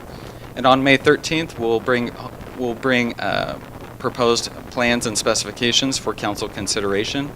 And if approved, this project could be advertised, awarded, and constructed by August and September. With that, I'd like to thank you for your time and open up for any questions. Have any questions for Mr. Maddox? One question I had from somebody was coming up Clark, and it's allowing Pearson to go. Pearson has a green light. Is there going to be a green arrow going down Pearson for those coming up Skyway? Correct. So if I'm understanding your question, it's a free green light. Yes. Turn right. So we will be Pearson. adjusting the signal phasing to where when traffic is moving off of Pearson onto Skyway, there will be a dedicated green arrow for those headed northbound from Skyway to turn on Pearson. Turn right eastbound on Pearson. It's called a free right or a protected right. So it's different than what we've had in the past. Right. So that'll be new. So that'll be an improvement. Correct. It There, will be. that'll make it easier for people. Load that quicker. Yeah, unload. Every time I get to one of those, my wife starts hollering, "It's a red light!" I said, "It's a green arrow." You said that, based on the survey and stuff, that there was a lot of support, one thing or another, and although project design and some of that stuff could be debated. So I've seen this presentation 2 or 3 times now. And like I personally am looking at a couple of things that I think, gee, that crosswalk shouldn't be there, or this thing you're proposing out here, totally in the wrong place, in my opinion. But is a project, can any of those changes be made if you get enough, or how do you ask those questions where, why is that placement of that crosswalk the best place versus the other corner? You know? Yeah, those are things we can address. And as far as the design, the grant requires certain countermeasures to be implemented, which were outlined. But as far as how we do those are part of the design process. What we've presented tonight is extremely draft. I'd say we're about 40 to 50% on our plans and specifications. But as we get closer and go through the public outreach process, we can consider that input received. Would it take like a group of people, a citizenry, to suggest like a different placement of a crosswalk or some design change? Is that what it would take, a number of people to make that recommendation? To, you know, how would that come about? How would it be changed? Yeah, that's a good question. You want it, Woody. Yeah. I have, but they've ignored me, you know, kind of like everybody else. Actually, probably the design isn't done by the citizens because, you know, the designs are done by the municipal guidelines and standards and by traffic engineers. However, if I like what you said, if there is someone who wants us to look at maybe changing where the pedestrian crosswalk is, we've been open to that, and Mark has been open to those suggestions all along and considers that. So if anyone has any, you know, please I bring guess- them as yeah. forward as your Then comments, I and we'll guess because consider. I've talked with you and the engineer about this after the last meeting, and I guess maybe what would be helpful, like, and one of the suggestions was, for the public, you know, we have been shown 20,000 cars a day, and we're shown peak hours, 2,400 cars and stuff, and those are like frightening numbers and all. So, like, it would be nice to also see, well, what is it during the normal hour during the day? What is it at high noon? What is it at 1:30 in the afternoon? You know, just to kind of get some balance. And then if other ideas are suggested, or if there are plan Bs for a crosswalk or a design, nice to have some report on that. That here's another idea that was considered, and here's why it wasn't picked. Or, I mean, at least for me, it would be. And I think for a lot of the public, that might be helpful too. Got it. Just a thought. Yeah, I think that would be helpful to say, okay, here's why we are doing it here, Right. to keep the spacing, because when you're looking at just a single crosswalk, like it's a single project, but when you put it in perspective with the ones on either side, I know we've talked about this and about, are we still talking, we're going to talk to Coffee's On about moving a driveway so that we can line up better? Is Yeah. that going to happen? Right, yep. That's one of the crosswalks at Wildwood Lane. Originally, it's out in front of Cozy Diner. We'd like to relocate it to the curb return at Wildwood, so it's not a mid-block crosswalk, and that requires an adjustment for the driveway. And so we'll be working with them directly on that. So that way we eliminate one we eliminate one above it and one below it. Am I correct? Essentially, yes. Yep. And so right now we have 7 uncontrolled crosswalks in the downtown, and our proposal is to move to 4, which are evenly spaced. One of the points that I brought up to Mark and the engineer, proposed thing for the crosswalk that exists out here in Island. And we have other situations with left turn lanes, dedicated left turn lanes at Oliver, I think it is.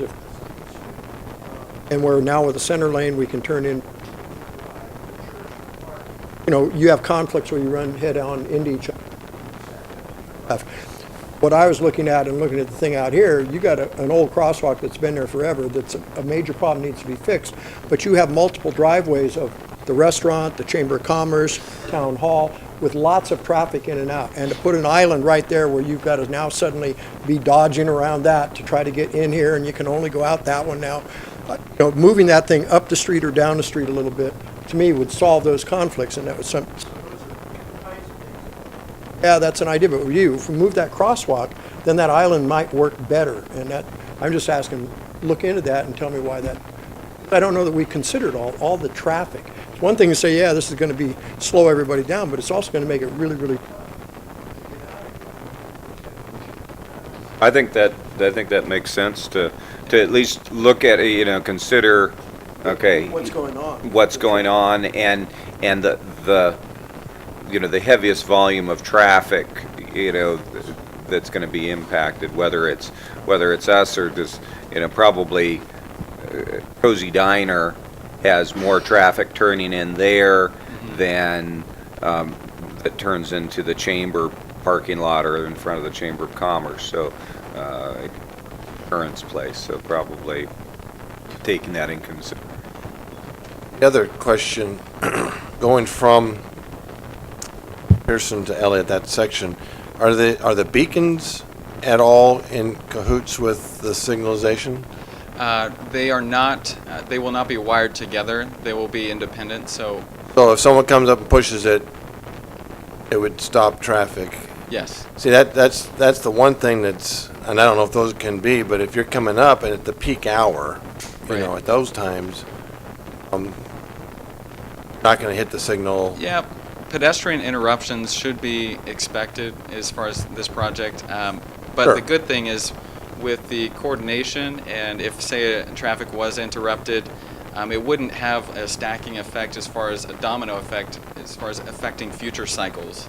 It'll just be that one interruption, the pedestrian can cross the street, and then they proceed, say they're heading south, they'll proceed and they'll get the red light at Pearson, and then they'll clear at the next green, but it won't impact that next cycle. Is that traffic model still available to us? Can we insert that? Sure. That thing. What I'm thinking, and with the, well, but let's make sure we've looked at it and researched it, because I think, I mean, you both you've made a good point that bring it back to us and prove to us that it's not going to be a problem. So we've done our work for the citizens. I'd like to see that at the, you know, maybe perhaps at the March council meeting when we're having this on the agenda, and also we can look at this crosswalk issue out here in front of Town Hall. I think for the citizens that are going to these workshops and we're educating them about it, I don't think they're going to be as focused or concerned whether the crosswalk is up 30 feet or down 30 feet on Skyway. I think that's what we need to do to make sure that... Unless their business is right there. Unless their business is there. And they may be, you know, that may be a concern, but I think I'd like to see us bring that back if the council concurs. And I guess my question is, in those peak hours, is it unheard of to have that type of technology to where the pedestrian crossing the street has to wait for a few seconds and let that traffic clear before that beacon comes on and they can actually come across? Actually, that is not unheard of. It is a matter of running conduit and connecting the system to run as one, where it would operate similar to how you approach a traffic signal now, where if you push the button, you have to wait. It doesn't give you the green light to go. It gives you the orange hand, and then you wait your turn. There is a system possible to implement that in the downtown at the 4 crosswalks.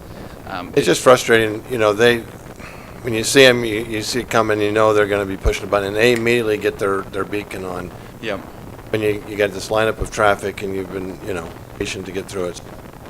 No, that's going to be one of the issues with the public is those type of... Okay. Anyway, Yeah, if we we'll could look look into at that as a possibility. All right. One of the things, too, that just for when I talked to the engineer the other night, one of the concerns I had was the model they showed with all the cars and the cars turning. I says, yeah, you know, how do I know you're... You know, everybody's coming up the road at 45, 50 miles an hour. They're not going 30. And he says that those models put a lot of that stuff in there. It's based on volume from actual numbers. A lot of the scenarios that they run in that, because that was one of my concerns. Make a computer model show me whatever I want it to show me, but they plug real data into that, so that was accurate based on volume and stuff. And it does consider those are actually the number of cars that make that right. That was encouraging to know at least.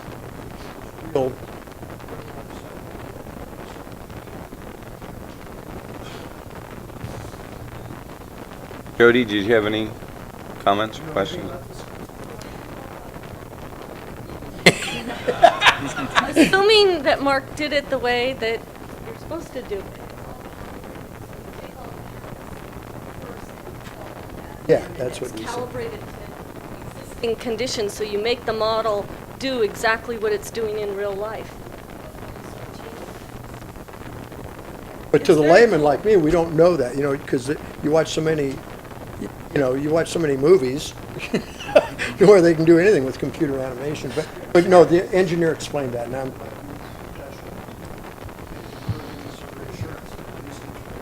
it's based on real data. It's not just. So, are we, what I had suggested that we bring back, because Councilman Colsman had concerns about these crosswalks, and if you can, kind of expand on it a little bit more on the thought process, why we decided where, here's what would happen if you moved it here. Are we good with that?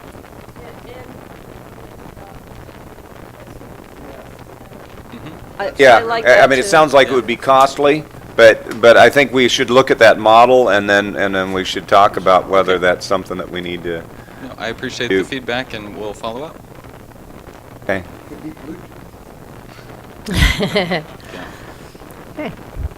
Right. Do we have any cards on this item? I have one card from Dan Wetland.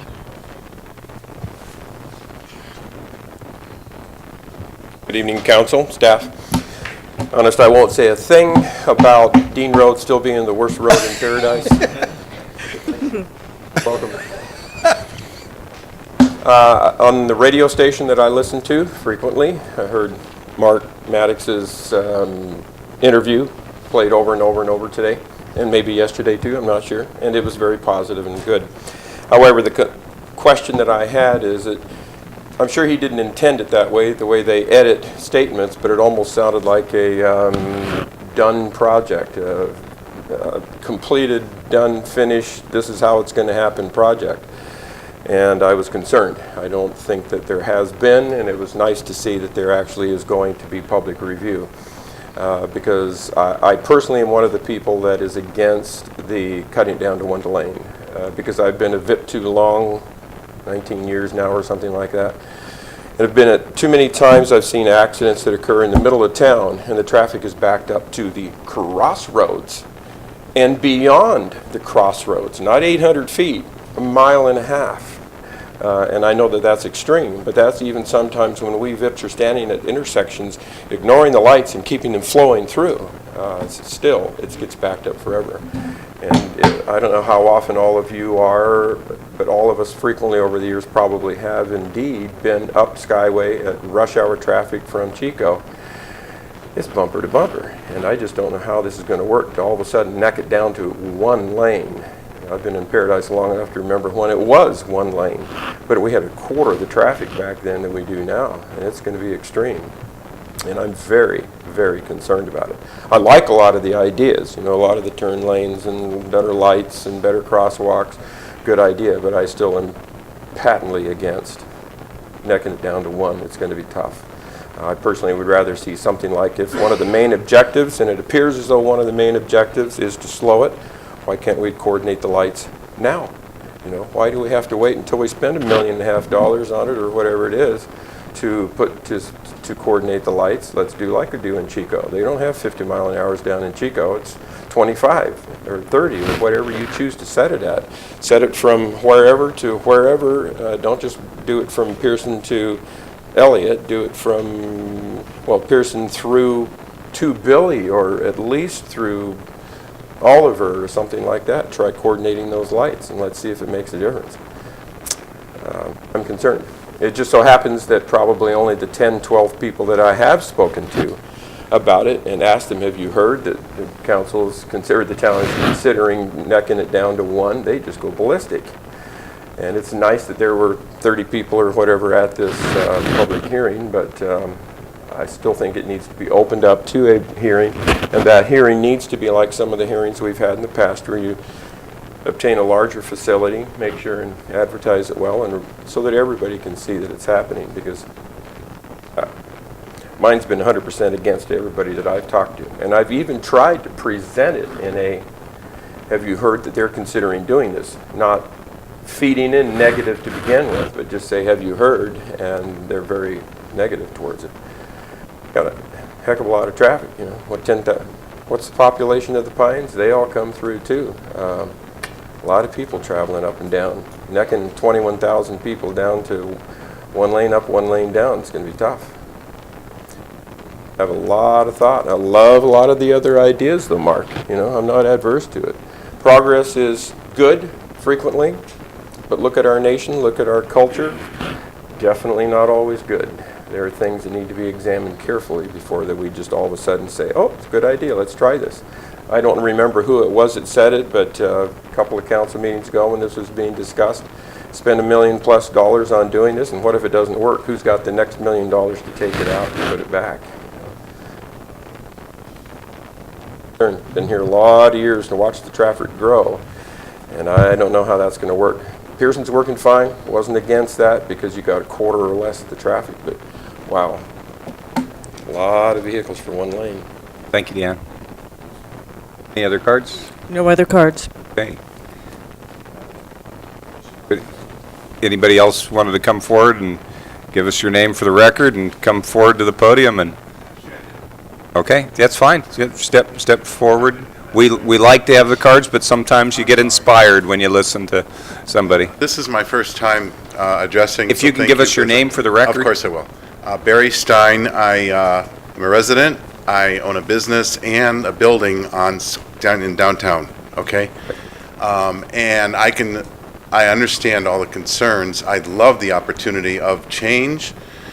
A downtown business environment where you see people just racing through, and I'll tell you that I get the opportunity of seeing this every day and hearing sirens every day in the corridor. It's not pleasant. It's not pleasant to watch my customers try to walk across the street that is impossible to walk across without taking your life in your own hands. And I've done it many times. I stare the motorists down in order to stop them, and they still won't do that. I don't perceive that much in terms of a problem in this. I do love the opportunity of more parking in the downtown. If we want a viable business infrastructure, something has to happen. And that's what I sense about this. It's all visceral. I don't have all the wonderful numbers. I was at the presentation last week, and I thought it was wonderful. There was a lot of questions that were answered in that meeting that weren't presented in this short recap. And I'm intending on coming to see more of this as we go along. I do appreciate your attention in this matter, and it's been coming for years now. One of my big questions was all the driveways, and I think that once that's looked at, it'll be a wonderful way to resolve some of this. But they're all highlighted in front of us, so I thank you for your attention. Thank you. Okay, we have another person. Come forward. Give us your name for the record. Thomas Wall. I own a house at Sierra Park in Pearson. I'll make this real quick. Sunday, it was raining pretty good around 4 o'clock, and I came up from Chico. I went by my house to go to Safeway to get some food and stuff, and as I'm going past the downtown market, someone passed me on the right and blew through Black Oak, the intersection there, and passed me. Then as I'm going up the hill, the first hill before College Hill, on the right is Scott, someone blew past me on the left-hand turn signal lane and passed me. And I turned around at Academy, and I was so PO'd that I went inside the police department, and the lobby was open, thank God. And I talked to the policeman on the phone, and did you get any license plate numbers? Well, I was driving alone, and I haven't had an at-fault accident in 42 years. So unless I had someone with me in the passenger seat, I'm not going to be giving a damn when it's raining really hard and people are blowing by me like that. But yeah, a lot of it just seems to be, I have your same concerns, Woody, about, I just came up the hill a while ago. when there's a rear-end collision like that. There've been a rear-end collision every other day for the last 4 days, and it backs all up. So I'm kind of concerned about how it's going to work too. I think the crosswalks have to be coordinated, I guess, with any lights. I think that's a good start. I don't think it should be instant flash crosswalks. I think we have to wait most times. But it's just really the total disregard. People have, the guy blew by me in the turn lane was from Oregon plate. And I couldn't even see the guy blew by me in front of the downtown market. And then cut right in front of me in the Black Oak intersection. So a lot of it has to do, I think, up here especially. When I grew up in Chico, we used to joke about how you had to look out for all the people driving slow that were old, like me now. And by God, I live up here now. And boy, these people in these SUVs and big trucks, these Ram 250s and stuff, they just start ramming it. And they have very little regard for other people in cars. I have a little 4-door Saturn, and people need to get educated. And I drive on Academy a lot to go over to Nunley because it's 35. And people with kids in their SUVs are up my rear end. I go 25 on Nunley. There's a school there. My other suggestion is, and I talked with Matt about this, I agree with you, there shouldn't be a crosswalk at the bottom of the hill. But when you go on top of College Hill, I think that was started by Mrs. Bidwell because my lot was subdivided in 02 after John Bidwell died in 1900. And Mrs. Bidwell has this severance clause on I can't serve alcohol and stuff. There can never be a bar there. And I think people are just going too fast. People need to understand when they get to the top of College Hill that is a public school zone. That entire valley, going past Dr. Martin's, the Gold Nugget Museum, I don't know how many thousands of kids, but there's a few thousand, I think, 2, 3, I don't know how many. But that's all the school zone there. And people need to be more considerate about the kids that are in that valley going to the King's Tavern. And so I think there should be a flashing light up on top of that hill. Let people know that there's kids coming from the left on Academy. There's kids coming all over the place. Thank you very much. Thank you, Mr. Wong. Okay, anybody else? Okay. I wanted to make one comment.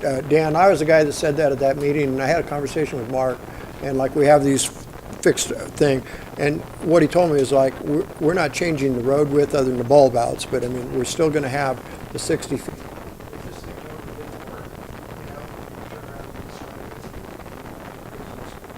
The other question, I had the same concern that Dr. had, and I came in and asked the manager and staff members about this.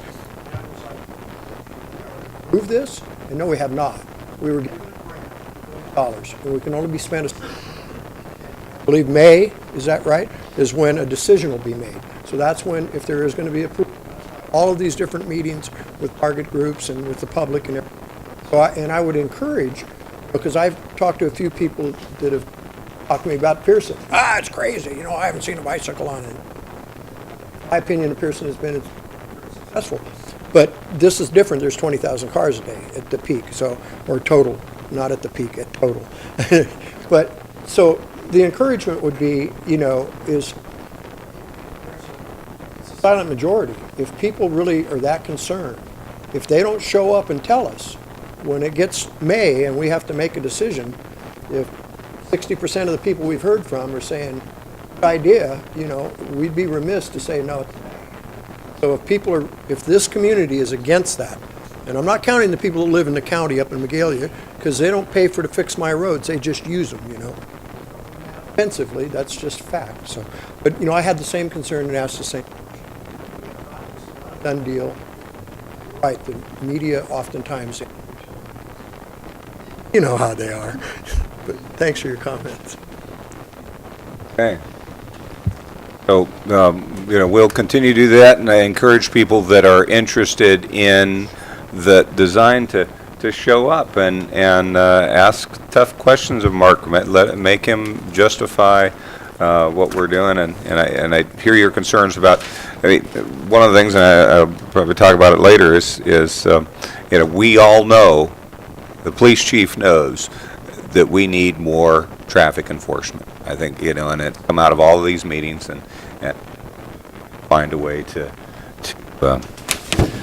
address that, but we've got to take kind of one step at a time and do what we can do with what we have. And just so everyone knows, I really like what you just said there, that the police chief, CAL FIRE, the public safety, it has so far spoken up in favor of this project and this redesign the way it is currently. But also, I hear a lot of people mentioning Mark, not that I'm overprotective of the town engineer. He has broad shoulders and he can stand up for any design that is brought forward and justify that.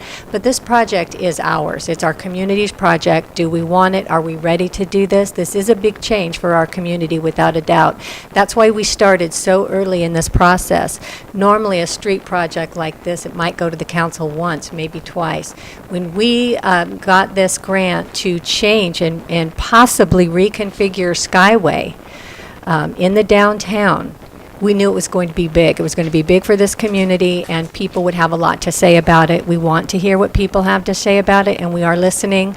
There might be ways to redesign, and we're listening to all those concerns, and we're trying to make everything work for this project. And if it doesn't, and if the council does not approve this project and we don't do this, then we don't do this and we look for something else down the road.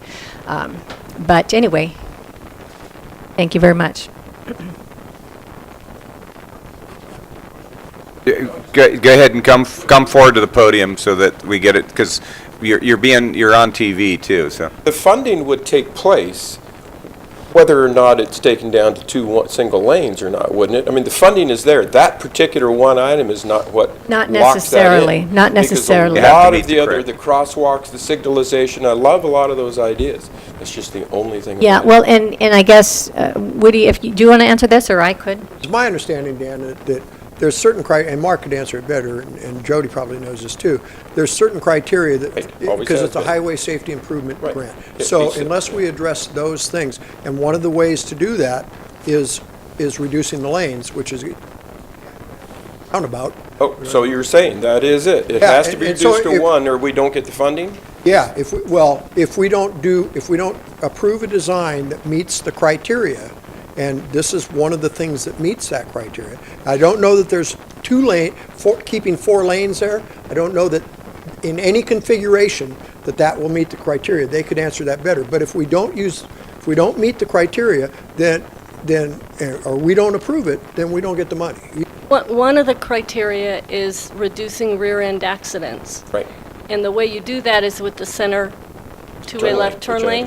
You can't fit it in unless... Good, but you'd eliminate the parking. Eliminate the parking, yeah. Can't do that. That's not what we want to do. That's tough, yeah. So we have a little bit of a roadway, and we have to get all those, address all those things in our current Skyway configuration. So this is the most probable way that it will turn out. But I think you answered it for me. We don't get the funds if we don't, so that's what it's based and we can, as a community, as the council say we don't want to do this design, so we are going to not have this grant. Now that said, and Mark may be able to work with the state to come up with some other configurations. That is not all, it's not all played out yet. This will be done by May when we bring the very last idea to the council. And we will say that, whether that is the case or not.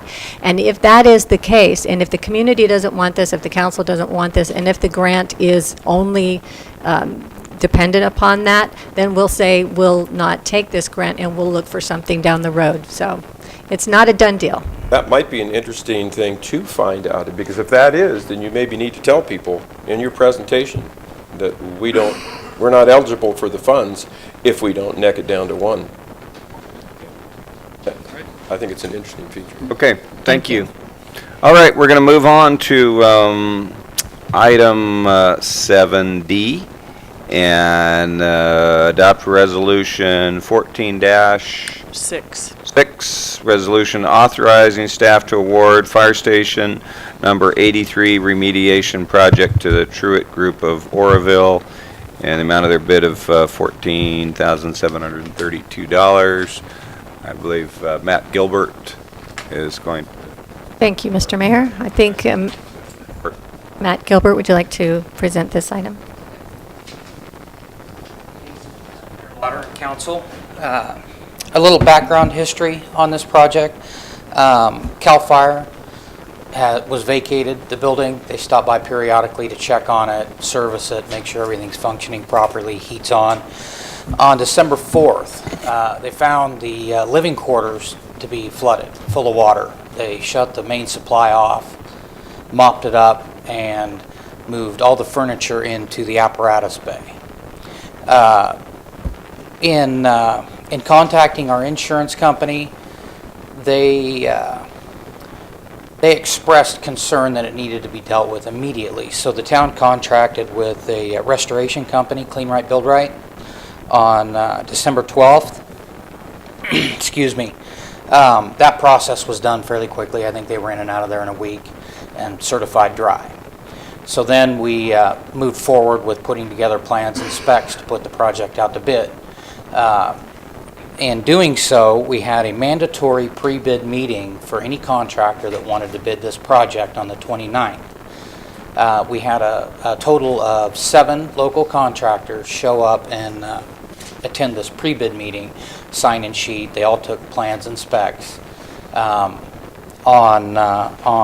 February 3rd, we had a bid opening for this project at Town Hall, and prior to the bid opening, I got a phone call from one company, Truett Group, that was very interested in this project. They showed concerns with one of our insurance requirements having to do with hazardous waste. This project fell under our town's bidding contract code. They pulled their bid. So upon bid opening, we received no bids, and then after speaking with Dwight, we underneath the code section per the government code, Dwight gave us the advice to move forward and negotiate a price. I contacted every contractor that took a bid spec package that could bid the project. Each one of them had a different reason for not bidding it. Truett Group's reason was this one particular insurance item that was, after speaking to the town engineer, and the town attorney, something that could be removed and not an issue with this project. Other contractors had time constraints, small of a project, time frame didn't work with theirs.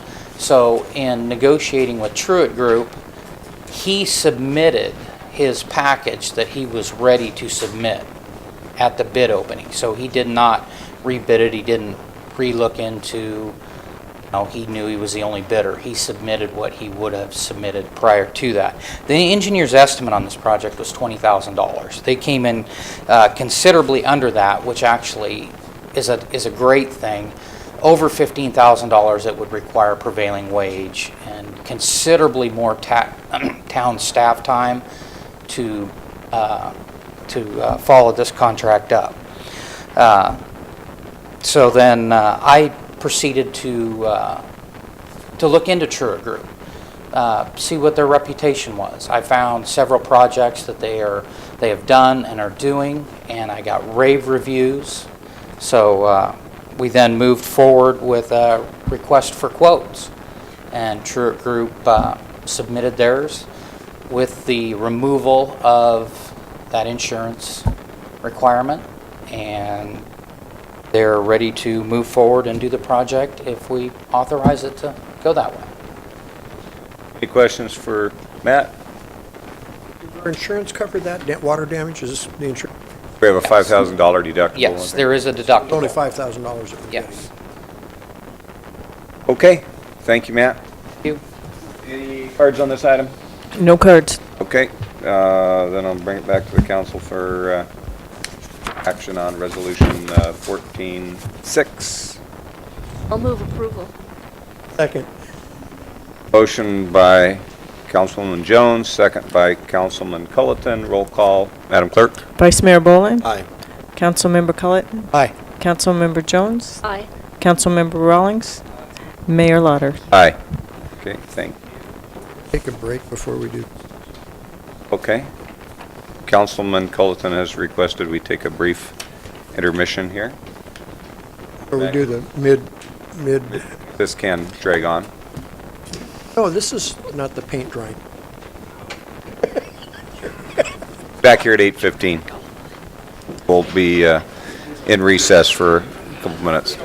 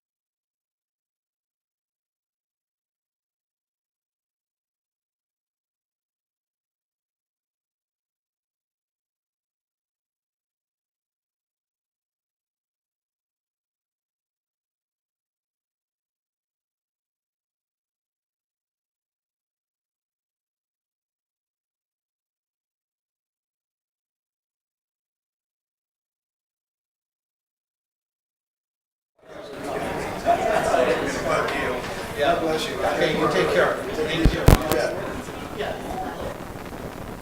Pretty low bid, isn't it?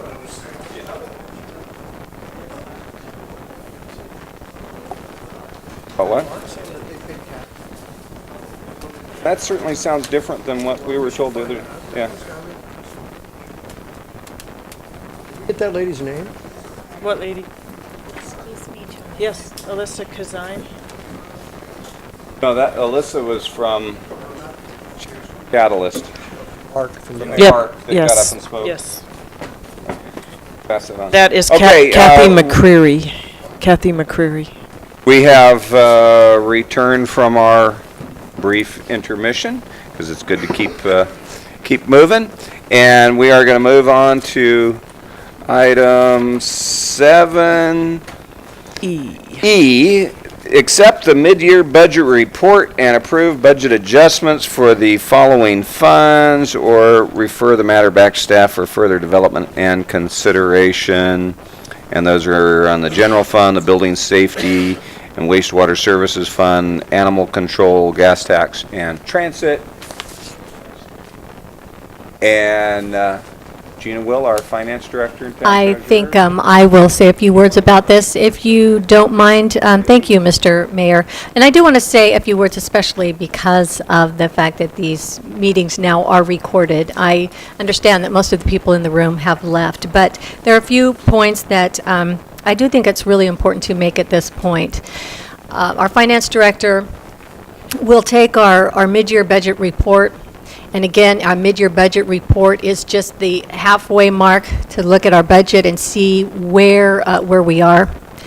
If you take a city budget like ours, there's a lot of information in there. I think that our finance director does an amazing job of painting a picture with all the information and having it make sense. And I just want to make sure that there's a few things that we take away and to point out at the end of this conversation and during this conversation that basically our expenses are outgrowing our revenues by about 1% if we keep this bare bones budget where we have our public works manager picking up dead deer carcasses out of the road and taking it down to rendering and everything else that we've had to do. If we have a more regular budget, it would be our expenses would be outgrowing our, our revenues by about 5%. That's really important to know. We still have a structural deficit in there of some very important things. Councilmember Culleton brought it up earlier today and makes a very good point. We are cutting things that are very critical and that we need to report to the council on. It's great that we balanced our budget in the past 2 years, and that we have a balanced budget. That's good. We would be irresponsible if we didn't then also say to the council, but we can't sustain this. And so we're going to bring that message to the council and ask the council, what do you propose? What do you want us to do at this point? The good thing is that we know what our problem is. And it's relatively small at this point, and we can take it back, and we can create our future and our community and what we want it to be and what we want it to look like. You know, one of the major problems that we have with our budget is that, and a lot of people don't know this. I didn't know this when I came to work for the city, that we keep 23 cents on every dollar of our property taxes. Most of our property taxes go to the state and to the county. We keep a very small portion of our property taxes here. And our sales tax, we keep 1 cent on every dollar we get to keep in town. So our revenues have been shrinking in the past several years, but it's been nothing that we've done. It's not that we're spending money like crazy people. You know, our revenues have been down because our property values have been down. Our revenues have been down because a lot of the state takeaways. The state has been taking the money from us. So what we need to do is find a solution to our problem that gives the reins back to us, and that gives us control over our own destiny. And I hope that we keep that in mind when we look at this mid-year budget correction. There's some good news there, And again, the good news is that we know what our problem is. So Gina, could you please show us what we have to work with here?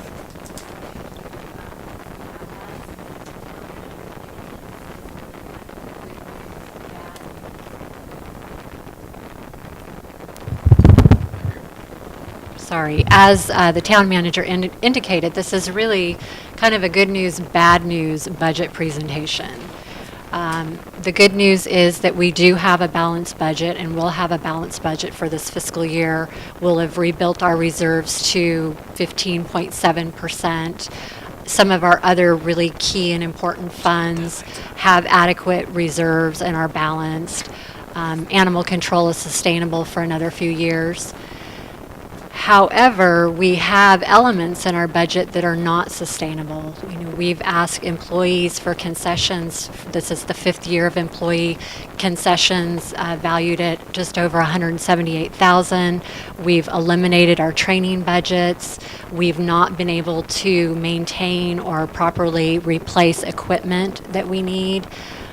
We've eliminated public works and engineering personnel costs from the general fund budget currently. Due to special projects that we're currently working on, that's something that we can't continue to do forever. And we're also not able to put any contributions in our GASB 45 trust. Joanna, can we turn the lights back on since there's not any public up here watching it now, because the council can see it on their individual screens. Yes. So this is a general fund summary, a picture of where we are and where we have been. So back to 2011-12, you can actually see that revenues were higher in 11-12 and 12-13. And so revenues are still dropping for us, even in this late date of 2013-14. So again, we do have a balanced budget. We've rebuilt our reserve to the tune of 15.7%. However, we cannot spend that. We can't use those reserves. Those reserves are very important for us for cash flow purposes, and also to attempt to fund future items that the town needs to continue. And if we look at a 5-year projection that we'll talk about a little later in the presentation, you'll see that expenses are actually outpacing revenues for the next 5 years. So the green line represents expenses, the purple line are revenues.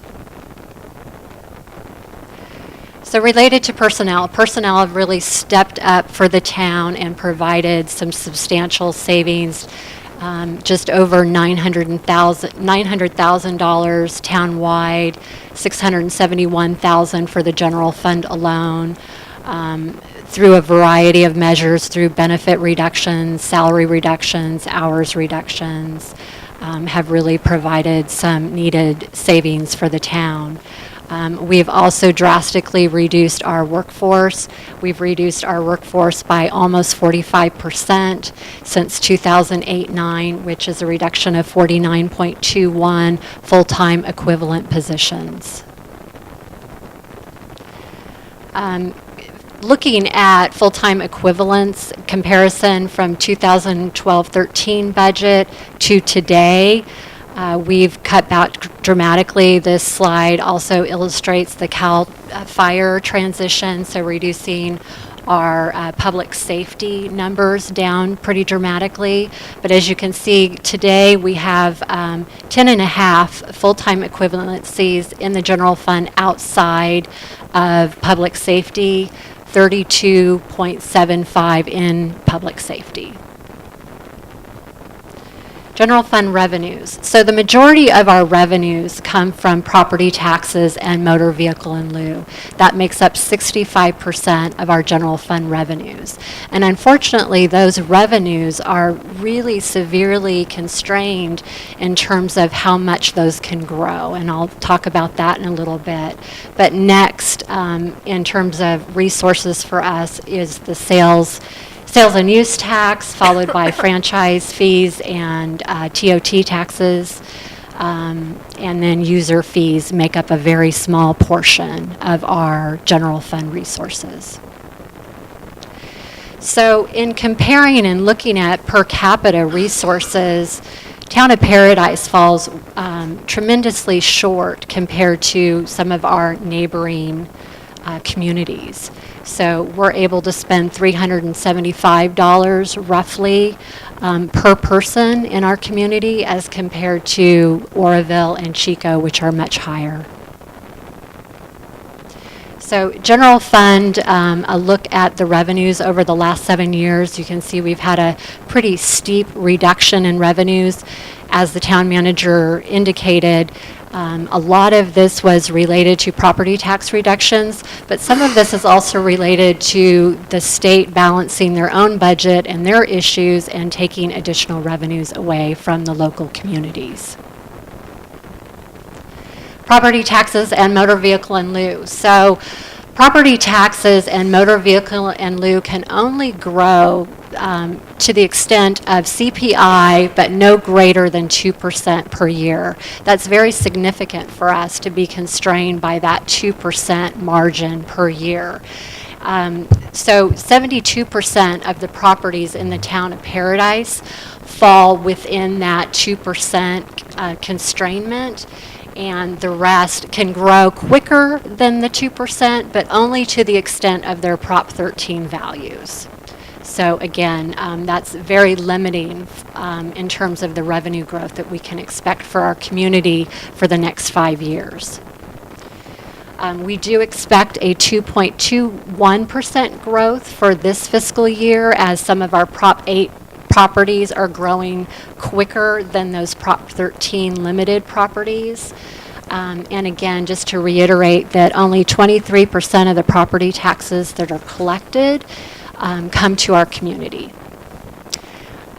Since the start of the recession, our community has lost $3.3 million in revenues as a result of declining property values. So this slide really just shows that motor vehicle in lieu and property taxes are on the same declining slope and can only grow by that 2%. Sales and use tax, relatively flat. We are back this fiscal year in 2013-14 to pre-recession levels.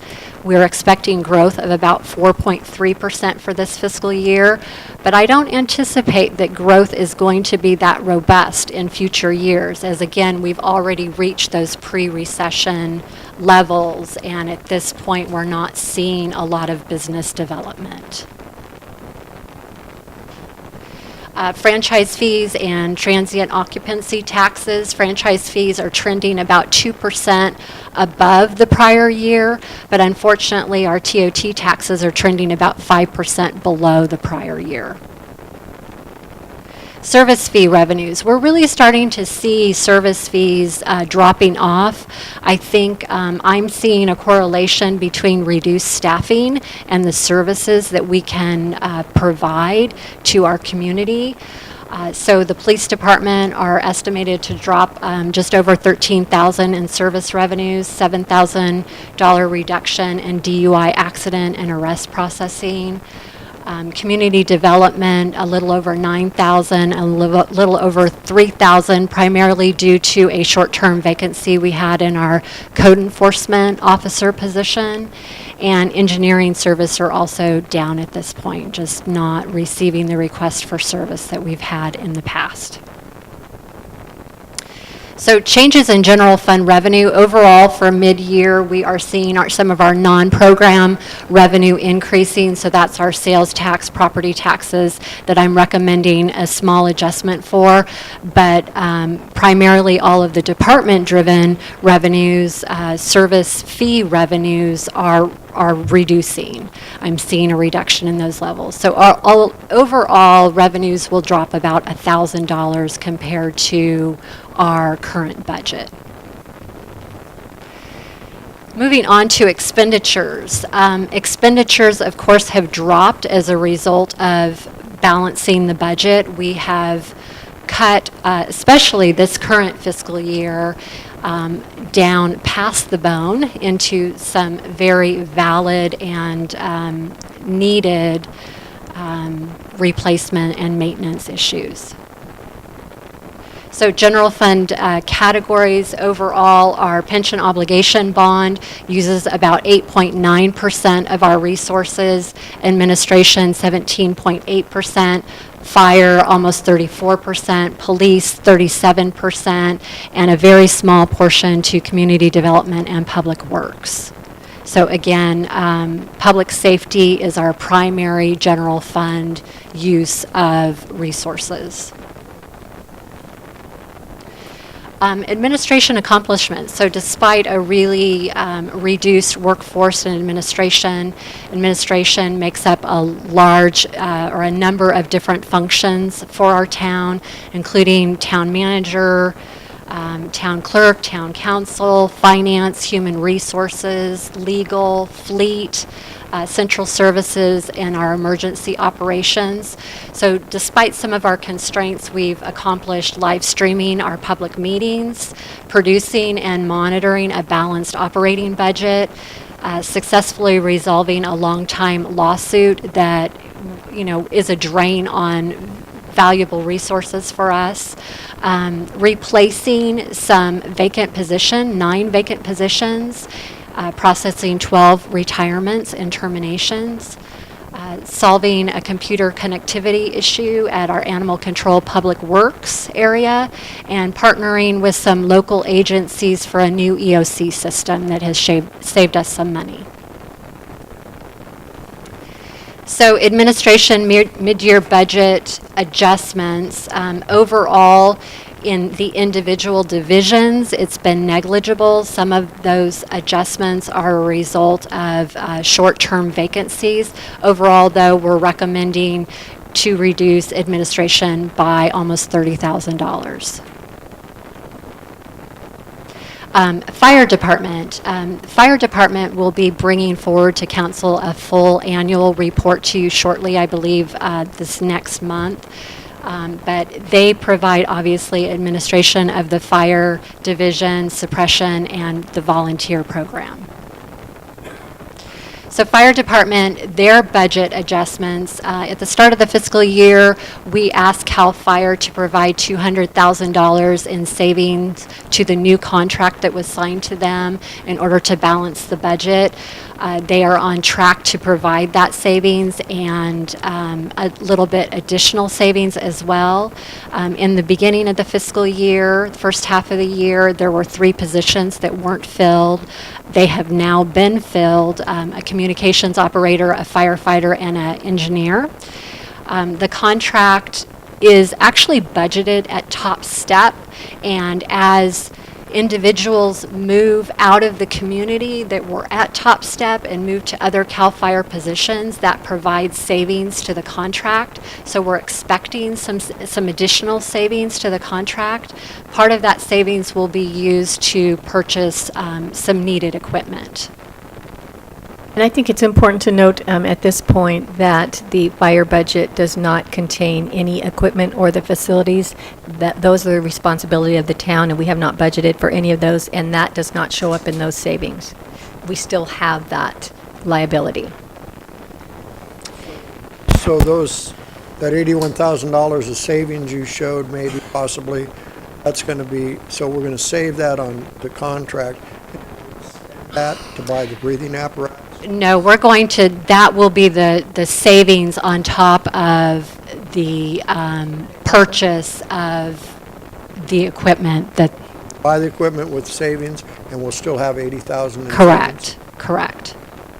That's my current projection at this point. Sorry, moving the wrong way. Let's see. So police department have obviously, they've accomplished a lot this fiscal year as well. They have implemented a new false alarm ordinance and changed the provider. They've secured the Avoid grant, both for the town and our allied agencies. They've refurbished 2 police vehicles for the price of 1. They have connected with Gridley and Oroville using some RIM software, so able to improve the communication between those agencies.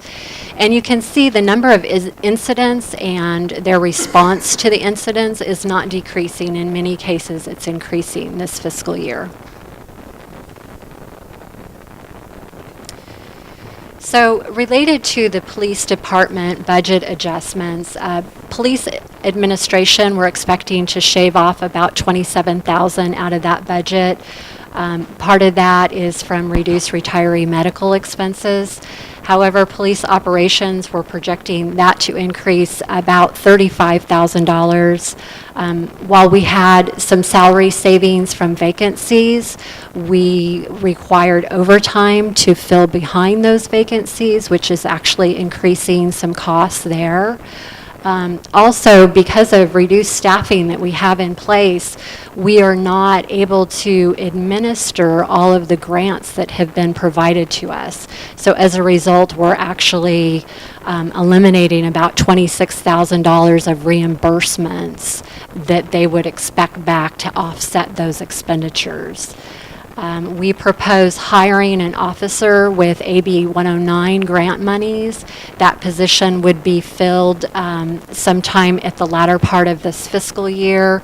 We would be able to fully fund that position, not only for the remainder of this fiscal year, but for next fiscal year as well, utilizing those grant funds. Public safety communication, we're expecting to save a little over $13,000. Again, there were vacancies in that area. Vacancies, there was some salary savings as a result of those vacancies, but also overtime that was required and is required to fill behind those vacancies. Can I ask a question about that? The overtime is more money than the salary savings, so wouldn't it make sense to actually fill the positions? And we are. We We're have trying. It takes a positions while. in background. It just takes time. Oh, okay. I thought maybe they were positions that were eliminated. Oh, no. So at this point, we're just attempting still to fill behind the positions that have been vacated. Community development accomplishments, we're fully staffed now in that area. We have initiated a general plan housing element update. We've adopted zoning code and amendments for major and minor utility service and cottage food operations. We've adopted a new building standards code, and so on, made town GIS data available to the public, received $225,000 grant to expand household hazardous waste facilities, implemented consumer-friendly municipal code, residential burn, land clearing, and fuel reduction permit language, and amended grading ordinances. So they've been busy. Public Works and Engineering, obviously have accomplished a lot this fiscal year to date. Also completed the signalization of Pearson Road at Recreation Drive, completed microsurfacing project on 5 major roadway sections in the town, and have begun the design and engineering and community outreach for our Downtown Paradise Safety Project. Very minimal adjustments recommended for planning, waste management, engineering, and community park. General fund expenditures summary. So again, administration, we're recommending to drop about 30,000. Fire will be decreased about 81,000. Police about 5,000, and a tiny increase for community development and engineering. Overall total proposed adjustments to expenses is a little over 115,000. Moving on to all funds. Again, building safety and waste management, very important fund for the town. We have eliminated all of our prior year deficits. It's totally self-sustained. We started started this fiscal year rather with a fund balance of almost $32,000. We're expecting to increase that by the end of the fiscal year with a fund balance of almost $94,000. Conservatively, revenues are projected to increase $61,500 roughly, and that's a result of plan check fees, building permits, on-site services, all trending well above our original budget projections. However, fire code inspections and fire permit fees are trending a little lower, but overall, very healthy revenue growth for that fund. So here's a snapshot of our Building Safety and Waste Management Fund. We're expecting that the fund balance will end the year again at almost $94,000, which represents a 13.2% reserve. So I guess the only comment that I would make here is while we are seeing an increase in revenues, I would not recommend at this point that we would hire behind any of the positions that we've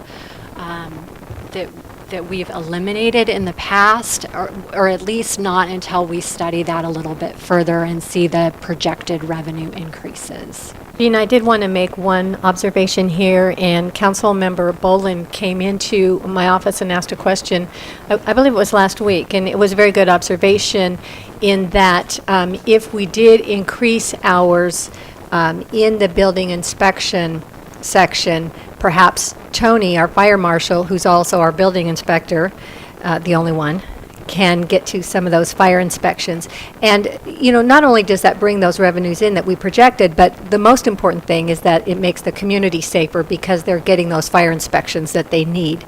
So, because we hired a code enforcement officer, Rick Trent, who is also a building inspector, he has all his certifications, we could increase his hours conceivably and work with Tony to get some of those fire inspections. So if the council agrees, we'll play that by ear and look at Rick Trent's hours. He's already 36, so making him 40 hours will not increase the benefits anymore.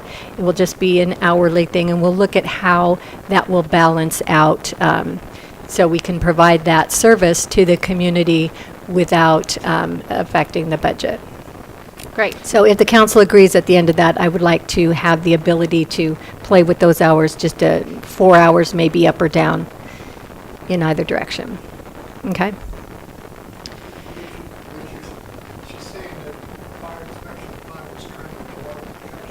Well, primarily only because our focus has been on doing the permits and other things. Well, no. This is all That's one going to fund. generate So, revenue, and Sure, you're yeah. My So understanding, I could be wrong, we're losing revenue on inspections we're not doing for fire marshals. So that's unreceivable, and it'll at least, I would say, my thoughts, just talking to Lauren, I would think we would more than pay for that 4 hours. Yeah, no, I think so too. right. But on top of that, you're giving some help to the building department along with getting inspections that we aren't getting right now on fire safety. Yes. No. Actually. Oppose the idea. Right. I thought I'd ask. Yeah, and I guess I should clarify that my understanding is those fire inspection revenues are decreasing only because we currently don't have the staff to focus on that area. Right, so you're not recommending hiring extra staff at this point, but we can play with the hours of the Absolutely. the code enforcement officer to Yeah. fill in for that and maybe make up for some of that.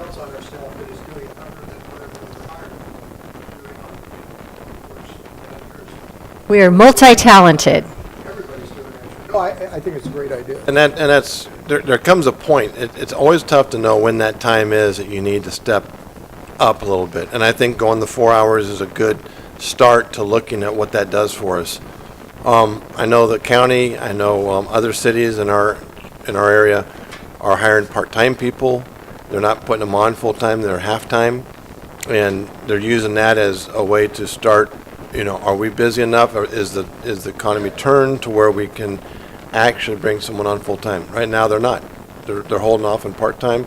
One of our former inspectors is doing that and so I think we might need to, just try this, and then we might need to look at if it's working for us and we have the revenue coming in, we might need to step up. Well, the other plus is that you have a code enforcement officer that's at a much lower step and rate that we can have doing. Oh, boy, now you just blew that, so he's going to want to get the same rate. No, just kidding. No, but he's at a different step because he's a new employee, whether it's, and even if he was getting paid as a building inspector, if that's what you did, it would still be, he's at a lower step than where Tony is as the chief building inspector and fire marshal, so. Okay. Thank you. Those are great questions and things for us to look at.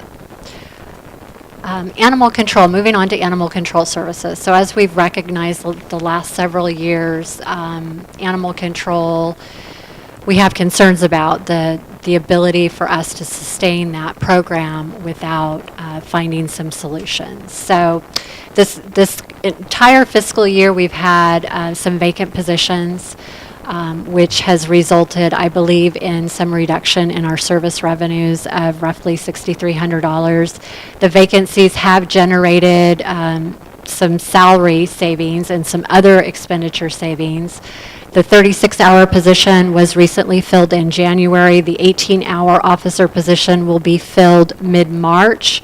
We propose temporarily increasing the hours of the Office Assistant 3 position from 18 hours to 26 hours a week through the end of this fiscal year temporarily, just to help with the transition of getting those new staff fully trained and up to full speed. The overall expected savings for this fund is a little over $17,000. The good news is that animal control donations will not be needed this fiscal year in order to balance the fund, so that will save some of those donations for future years when we may need them. And that's mainly due to Paul Durr stepping up to the plate, who's on salary, who really filled in for a lot of those also probably hours. Lieutenant Billington, And who's Alan. done a lot of hours there too. So with a full year of budgeted staffing, it would actually require about $21,500 in donations in order to balance that fund. So again, we're not having to use those funds this year only because we had vacancies for so long this fiscal year. If we went to a staffing model that was back to our pre-cutback staffing, it would require the use of about $59,000 in donations in order to balance the fund. So just as a reminder, Measure N, which was passed by the voters in November 2014, generates just over $131,000 for us in the upkeep of the shelter and animal control services, and that's the assessment is $12 per year on each of our 11,210 parcels in Paradise. So currently we are averaging just over 1,000 dogs being licensed every year. We believe very conservatively that there's over 4,000 dogs in town. So even if we were able to license an additional 2,000 dogs per year, we could generate roughly another $35,000. But what that tells us is that we would still be shy of being able to increase staffing to a level that would make sense for the fund. PASH has generously offered $7,500 in funding starting next fiscal year to help increase the shelter hours. So we'll be looking at that and considering that for next fiscal year. So animal control, again, just briefly, revenues will be achieved of about $167,000. Expenses are about $135,000.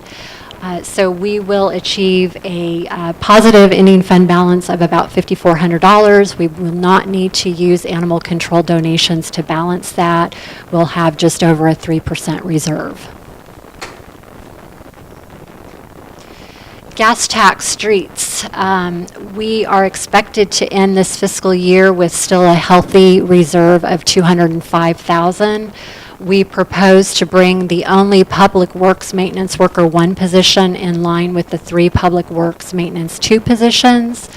There's a minimal 5% difference between top step of the 2 positions, so the impact is less than $2,000 or about $2,000 for a full fiscal year. Overall expenditures in gas tax are expected to decrease about $1,000. And mainly that Public Works Maintenance Worker 1 position, he's doing the same work and works side by side with the 2s, so it makes sense. Thank you. Let's figure in the money coming out for the matching funds for the, we have a 10%? So that will be factored into next year's budget. That's not out of this yet. It's not, but as you can see, we do have sufficient monies. Oh, we do have the match. I'm sorry, I'm confusing my projects. So we are using, thank you. It's so handy to have the town engineer sitting right next to me. So we're actually using transit funds for that particular project this fiscal year as the matching funds. We have used gas tax monies. You can see there's a pretty large increase in transfers out this fiscal year. So as an example, we used our Billy Road overlay, and we used gas tax funds to help with that project and some other projects as well. So this fiscal year, as you can see, though, we will end the fiscal year with a healthy 16.3% reserve. We are using part of our ending fund balance that had been built up from previous years, but we're using that for some really important road projects. So this is where we get into a little bit of the bad news, 5-year projection. So my assumptions for the 5-year projection for this demonstration is basically that we're going to roll forward a very bare bones budget again for the next 5 years. So again, revenues are very much constrained by a 2% growth. Unsecured property taxes and general sales tax, I'm not expecting that we're going to have very robust growth in that area, so I'm used a 1% conservative growth rate here. I am expecting some growth in some of our service requests, fee requests for community development and engineering, 2% and 5% respectively. But in terms of expenditure assumptions, we do expect that the expense growth will outpace our revenue growth. So this projection does assume that we will not be asking employees for another year of concessions. So that requires us to increase expenditures by $178,000. The projection includes the amortization schedule required by our pension obligation bond, and that's roughly $25,000 to $35,000 increase each year for the next 5 years. Our CalPERS contribution rates will increase 6 to 7% each year, and our CAL FIRE contract will increase 2.1% roughly per year. We are going to be talking to CAL FIRE and ask them to continue to provide some savings on that contract for us. And so the projection currently includes that assumption. So based on that, you can see that revenues are increasing by the 2%. Unfortunately, though, you will see that expenditures outpace those revenues for the next 5 years. So what that does is that unfortunately we would go back in a position of deficit spending unless we made some additional cuts, and we would be further eroding again our ending fund balance and reserve. Can you back that up one slide, please, Gina? One more, please. So this 5-year projection shows the revenues, real revenues that you're projecting, but the expenses of this year's cut bare bones budget. Exactly. That So we already said has cut some things that we have to put back in. that's right. All right, So so this- if we had a regular budget, it would be even worse. It would be Okay. even worse. By roughly 450,000, we would have to add on to our expenditures. So results, again, of this very bare bones, rolling forward this very bare bones budget for the next 5 years is we would have deficits. And you can see those numbers there, ranging from 76,000 to a peak of 125,000. So with the bare bones budget, we'll still have a deficit. Correct. So, and if we had a real budget, it would be plus, like next year, projected $76,000 deficit.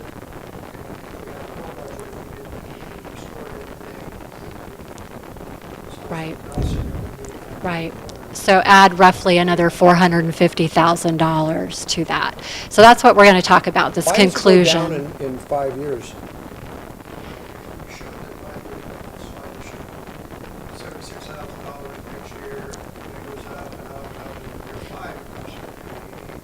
Yeah, so what it's just reflecting is just a little increase in revenues that are just, they're projections. They're fairly rough projections, but overall, we would show some improvement in the latter years, but still, I mean, basically the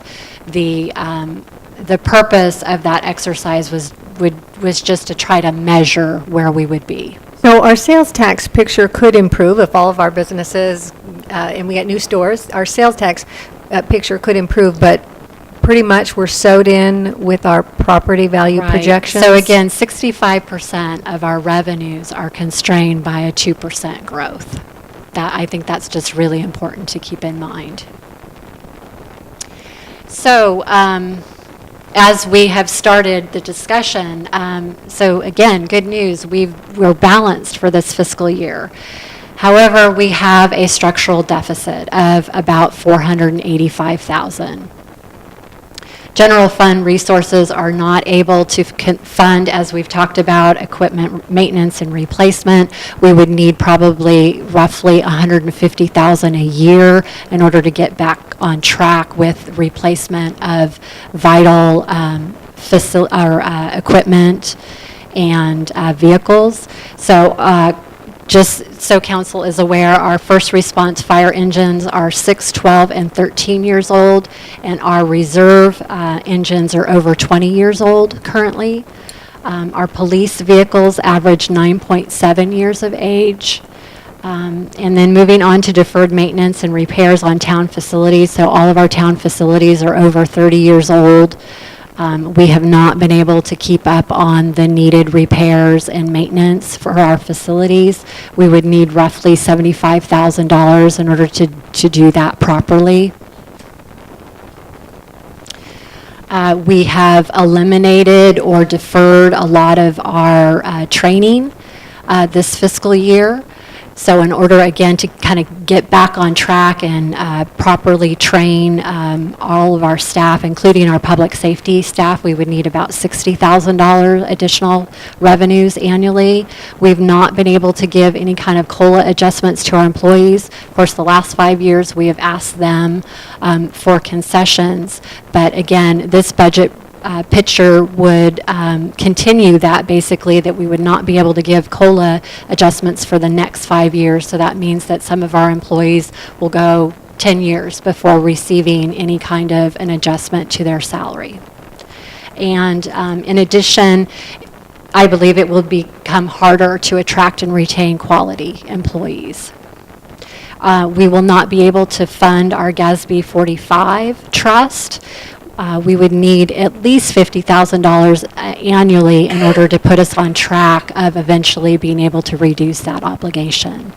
On a pay-as-you-go basis, it's very expensive for us. Currently, we're spending about $650,000 a year on retiree benefits. So our options, I see that we have 3 options. We can cut staff further. That's the only thing that we have left in our budget to cut. in order to fund some of these very important deferred maintenance and repair issues. But obviously, that will impact services. We would have fewer police officers per shift. We would have reduced medical aid fire responses and longer waits for requested services. The other option is we continue to defer purchases, our maintenance and repairs, but eventually I think that will impact services as we would have equipment breakdowns and just employees not properly trained to respond. Our third option is to find a way to raise revenues. With that lovely bit of news, may I answer any questions?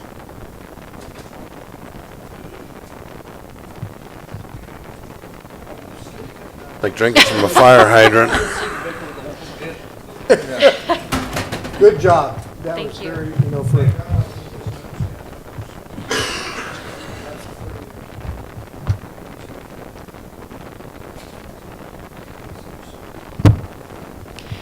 I guess the last comment that I will make is that next month we will kick off our budget process. So we will likely be looking for direction from town council on where you want us to go, and we will start that process. So this item requires a roll call vote to accept the mid-year budget report and approve the budget adjustments as indicated. Have any other comments? Somebody want to make that? Are you okay. We have a motion by Councilman Rawlings to accept the mid-year budget report and approve the budget adjustments. Second by Councilwoman Jones. Roll call, Madam Clerk. Vice Mayor Boland. Aye. Councilmember Culleton. Aye. Councilmember Jones. Councilmember Rawlings. Aye. Mayor Titus. Mayor Mayor Lauder. It had to happen. It's only not. Aye. I am sorry. I think, Watching you know, I have to say it 5 times now. in, one of the last item on that slide was, raising revenues, and I'd like the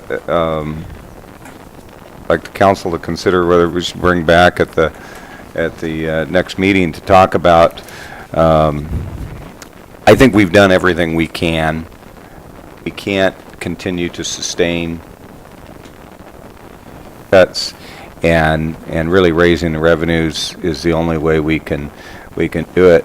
I've looked at what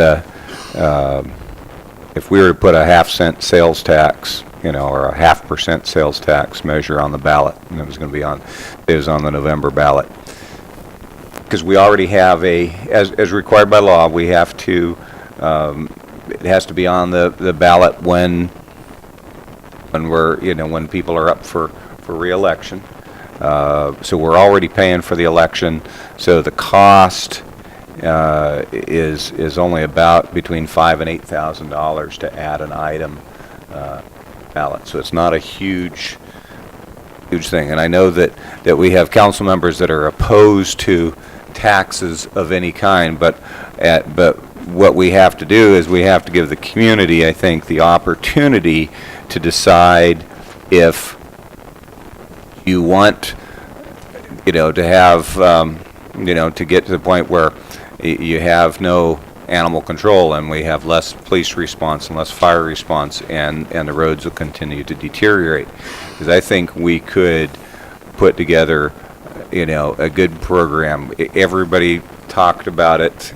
Every time we talk about traffic and pedestrian safety, we need traffic enforcement.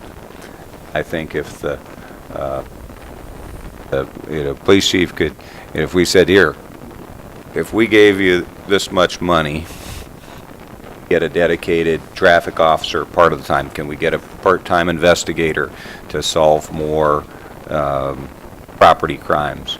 Can we get another CSO to transport more prisoners to the jail so we're keeping the officers here in town? Can we leverage our gas tax funds and things. Because I know now we pass up on the opportunity to go after grants that are available to hire a police officer or 2 police officers, because the grant is for 2 years, and after 2 years, it's on us to fund that person. And so if we have, if you put a 0.5 cent sales tax, if you're wondering how much that generates, it's about between the current levels, about $850,000 to maybe $880,000 it would generate. It's not a ton. I'm not saying, absolutely not saying that you give, COLAs or pay raises. That's not what I'm talking about. I'm talking about adding a couple of police officers, putting more paving, more roads, maybe some money for the animal shelter, and we got leaky roofs in the fire stations. We know that we've got fire engines that are breaking down. It's a constant problem. If you talk to Wes, I have a meeting tomorrow morning with fire chiefs and Warren to talk about budget issues. But I think it's time. I think the council has done a tremendous job. We're doing everything we can. We've gone as far as we can go. The staff has given back as much as we can ask them back, but I think we need to see that increased traffic enforcement. They would like to see us fix the roads, and I think the sales tax, because we can't rely, and I'm saying, I would propose, that if we look at doing it, you put a sunset in that after 5 years has to come back for a vote again, or 6 years, whatever it would, on the right cycle. And if you put it on the ballot in November, and if the community approves it, and the reality is that, I get a sales tax report from Board of Equalization, and all the communities that have added 0.5 cent sales tax, and there's an awful lot of them that do. It's probably about neighborhood of about 30% of the communities have at least a 0.5 cent sale tax. Some have a couple percent more by the time they've added transit taxes and all the other things. The impact, $850,000. If you divide it by our 27,000 residents, it's about $31.48. That's what the impact per person is. But if you looked at your household income and say, if you spend $20,000 a year in the town on gas and taxable items yourself, that 0.5% is $100. It's really a pretty small number, but it could be a tremendous help to getting us back on the track, and maybe in 5 years, finally got a Walmart project. Maybe, the state will start paying us back all the money they stole from us. That's my thoughts. I'd like your thoughts, and if we can, then, we'll give direction. Jody, would like to say something? My first exposure to the budget, so maybe I'm not as far along as you are, Scott, That's with fine. what the solution is. I would be interested in what the options are for raising revenue, how much each of those options would raise, and then maybe even staff recommendations as to where that money would best be spent. I think we should look at what all the different options are for raising revenue before we choose one. Yeah, no, I don't, I'm not, and I know people say, oh, everybody else in the county, we'd be higher than everybody else. Yeah, well, until, Chico, who's in a horrible problem, figures out that they're going to need to do a sales tax, and, everybody else. I think that sales tax has been one of those that seems like a more very fair tax, because again, like Scott said, if you're spending $20,000 in town, it's $100 to you. I think that amount of money would actually change the way this community looks, not just the way this organization runs, because we would actually be able to breathe a sigh of relief at night that we have money put away for fire engines and police vehicles and things that we need, and we have some cops on the street when we need them. But, so not only for this organization, but the community, I do believe what Scott says, we can get more grants and we could put more pavement on the roads, which is important. If we did a property tax, then you're taxing one segment of the community. The sales tax is seen more of a across the board, or when people come into town and they buy gas, or they buy something, then it's taxed. It's a more fair and favorable type of sales tax. It is one of those revenue sources that in the past, even in this tough economic cycle in this past 5 to 8 years, excuse me, many communities have passed those on themselves, because when you pass a sales tax, that 1%, we get to keep all of that, or that half cent, whatever that is, above and beyond what we have now. We get to keep all of that in our community. The state cannot take it away. And so that is a good way to take the reins back and to say to the state, you can't have this. We're putting this $800,000 in our community, period. So that's one way to look at revenues. There's not many options that we have. There are other things that communities have taxed. There's not a lot of options that we have to do that. And any option that we have does have to go to a vote of the people. And so it would be looking at, and we looked at this many a year and many a time. This council has looked at every single option other than raising taxes or raising fees. And they realize that the staff has done everything, looked at outsourcing everything we possibly can. We cut every penny and squeezed every dime, and we are down to what is the best revenue source. So I apologize that you come in at the last minute and feel like this is a conversation that maybe we've had before, but how to raise revenues fairly, how to do it so it makes sense, how to do it so people know that that there would be a sunset on it. We've had these discussions before. In fact, in the Town Manager Rowe, his last budget message before he retired strongly urged us to look at passing some type of a sales tax. Now, first, the council wanted us to look at all of our expenditures, cut where we possibly can. We did that. We balanced that budget and the next one, but we're doing it at a cost that I believe, and Gina agrees, and I think that people in the community would agree, we're doing it at a cost that doesn't make sense. It doesn't make good business sense. I don't think most people would do that to their home budget or to their business budget. So we would be remiss if we did not bring this forward to the council at this point and say, help. You know, at some point, we're going to be in trouble. I would like to see, as Jody was saying, is it Ms. Jones was saying that I'd like to see a workup, just to see what a budget would look like if we $800,000. Yeah, I mean, I estimated, I think it's, right now it's 1.76 billion is what we take in, and it was our 1% sales tax, so a 0.5% is pretty easy to calculate. It's about 850. I was just looking at 850. It's probably maybe 880. So, so that much would make us well.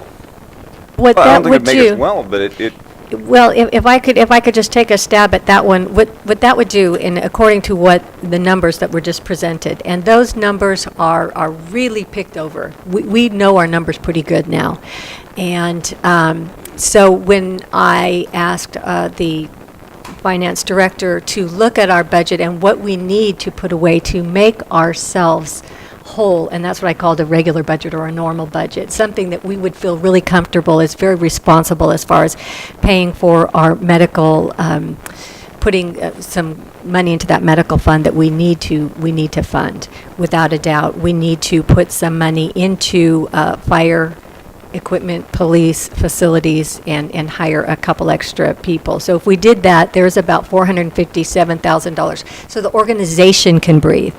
But that would also look, what would that do to the community? Because there's still some more money there, right, left over on the table. And that is the money that could go to the community for streets and roads. It can, give us an extra police officer if we needed that, or not. We could look at, again, a fire engine. We have a leaky roof in Fire Station number 1 that I've been looking for, begging for people to fix. I thought maybe it would be a great Rotary project. I've done almost everything I could, but climb up there myself, to put some shingles up there. But we're doing everything we possibly can. And I think that $800,000 would make this organization look different. It would make the community look different. And I think the other thing is, I mean, I don't want to touch you off. I'll give you a second. It's just that I think we can run this town into the ground. Yes, and I don't think we want to do that. I think we need to. I think I've been accused of that cut on a everything daily you can, basis. and you have to. At a point, you have to say, okay, now, folks, here, it's your choice. Do you want? And I know there's a lot of people. I mean, for my business, who spends a lot of money, on things that are delivered into town and it's taxable, it would cost me a lot of money. But certainly more than an average person's, what the impact of the average person. But I'm willing to do that because I know that we. But what we could do, Mayor Lauder, we could bring some options back for the next council meeting. This could be one of them. We can bring some other options. But in the meantime, I would like to meet with Councilmember Jones and Gina.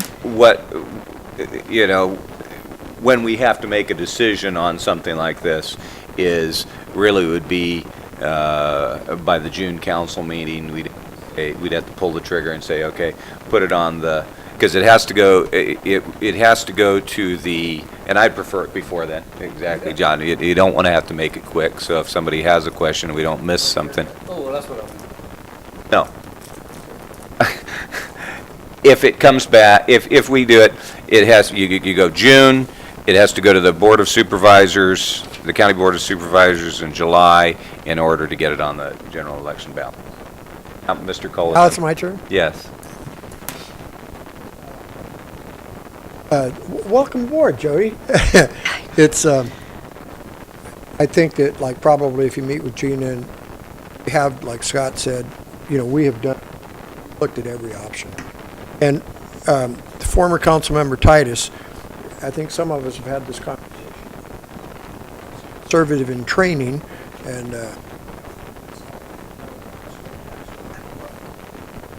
we did due diligence in cutting everything and getting a balanced budget. And the operational deficit that they're showing us and we've known about.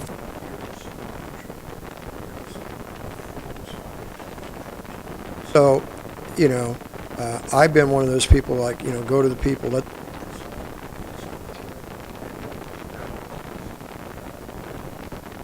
specialty tax, even though here's our priority list. People don't trust us anyway. That way it only takes like a 50% plus one. From the meetings that John and I were at last, at the employee relations, CalPERS, their chief actuary, there's an increase right now that's based on what happened before, and there's another increase coming based on what's going on next. Death. So there's even more increases coming. They are also going to offer opportunities to deal with your, I think it's whatever the, conversation is we need to have to bring.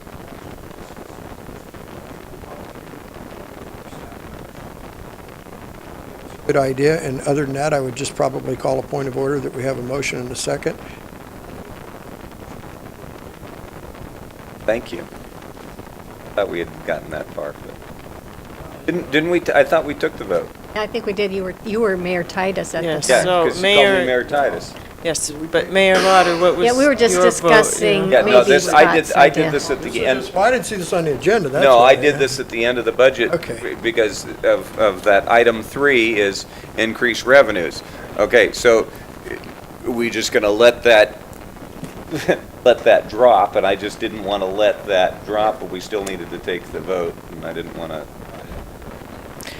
Well, how do we give direction? Okay, so we need to let Mr. Bolin and Mr. Rollins. And your vote was to approve, Yeah. yes, To accept thank and you. approve the- Yeah. what's Just on the one, make agenda. sure, yeah. You can always tell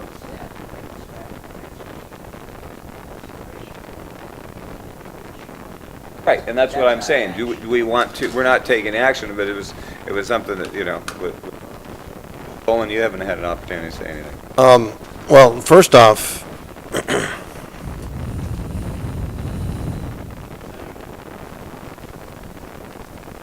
one of those things that you need, you know, you feel like you need to take a side on. We have a lot of employees that are really putting out a lot. They have been putting out a lot, and I've seen that over this last year, which is very humbling and cool to see.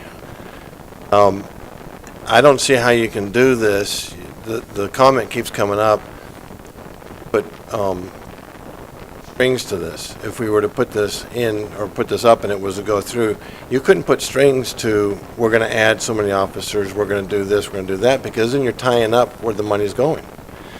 So now you're asking, if we do that, we're going to be in trouble on the budget side because we haven't taken care of all the other stuff that we're talking about. The deferred maintenance, employees increases, COLAs, all. So we can't go to them like people are saying and say that we're going to use it for X. And I know that that's been thrown out there at times that, well, communities have done that and have shown that we can, and we need more officers, trust me. I totally believe that. I want to find a way to fund more officers. I don't see how we can tie that to that and then come through with this thing talking about with the budget. It doesn't make any sense.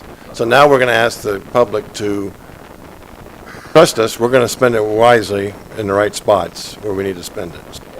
Going to the general fund of the town, council would have the. True, but there's been comments over the past months that we'll designate it to, and they put what they're going to, we can't designate it to. You're that right, would be a special semantics. tax if you designated it for a Yeah, certain purpose. if it's directed. But the way we'd sell it, though, I know what you're saying, and you're right, and it can't be a special tax. I mean, if we're going to do it, it's got to be this just general. The way we sell it is, here's the deficit, here's our structural, we sell the structural deficit. Here's all the things that put us in the red. And so if we have this half a cent, we'll be able to cure all these things. One of those is not enough police officers. Equipment, one of those is maintenance, one of those is training. All of those things, that's how we sell it. We sell it as that package. That would be my idea.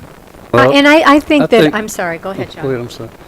I think if we just, like Woody was saying and Craig was saying, we need to just show the public what we saw tonight. I mean, that's heartbreaking. We've been taking employees' money because there's no other way to come up with a way to keep the budget running. They've given and given. I think that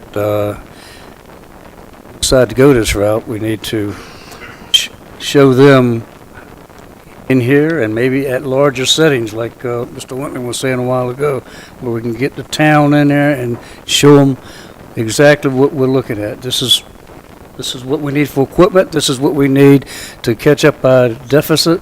We're in bad shape. I think we could.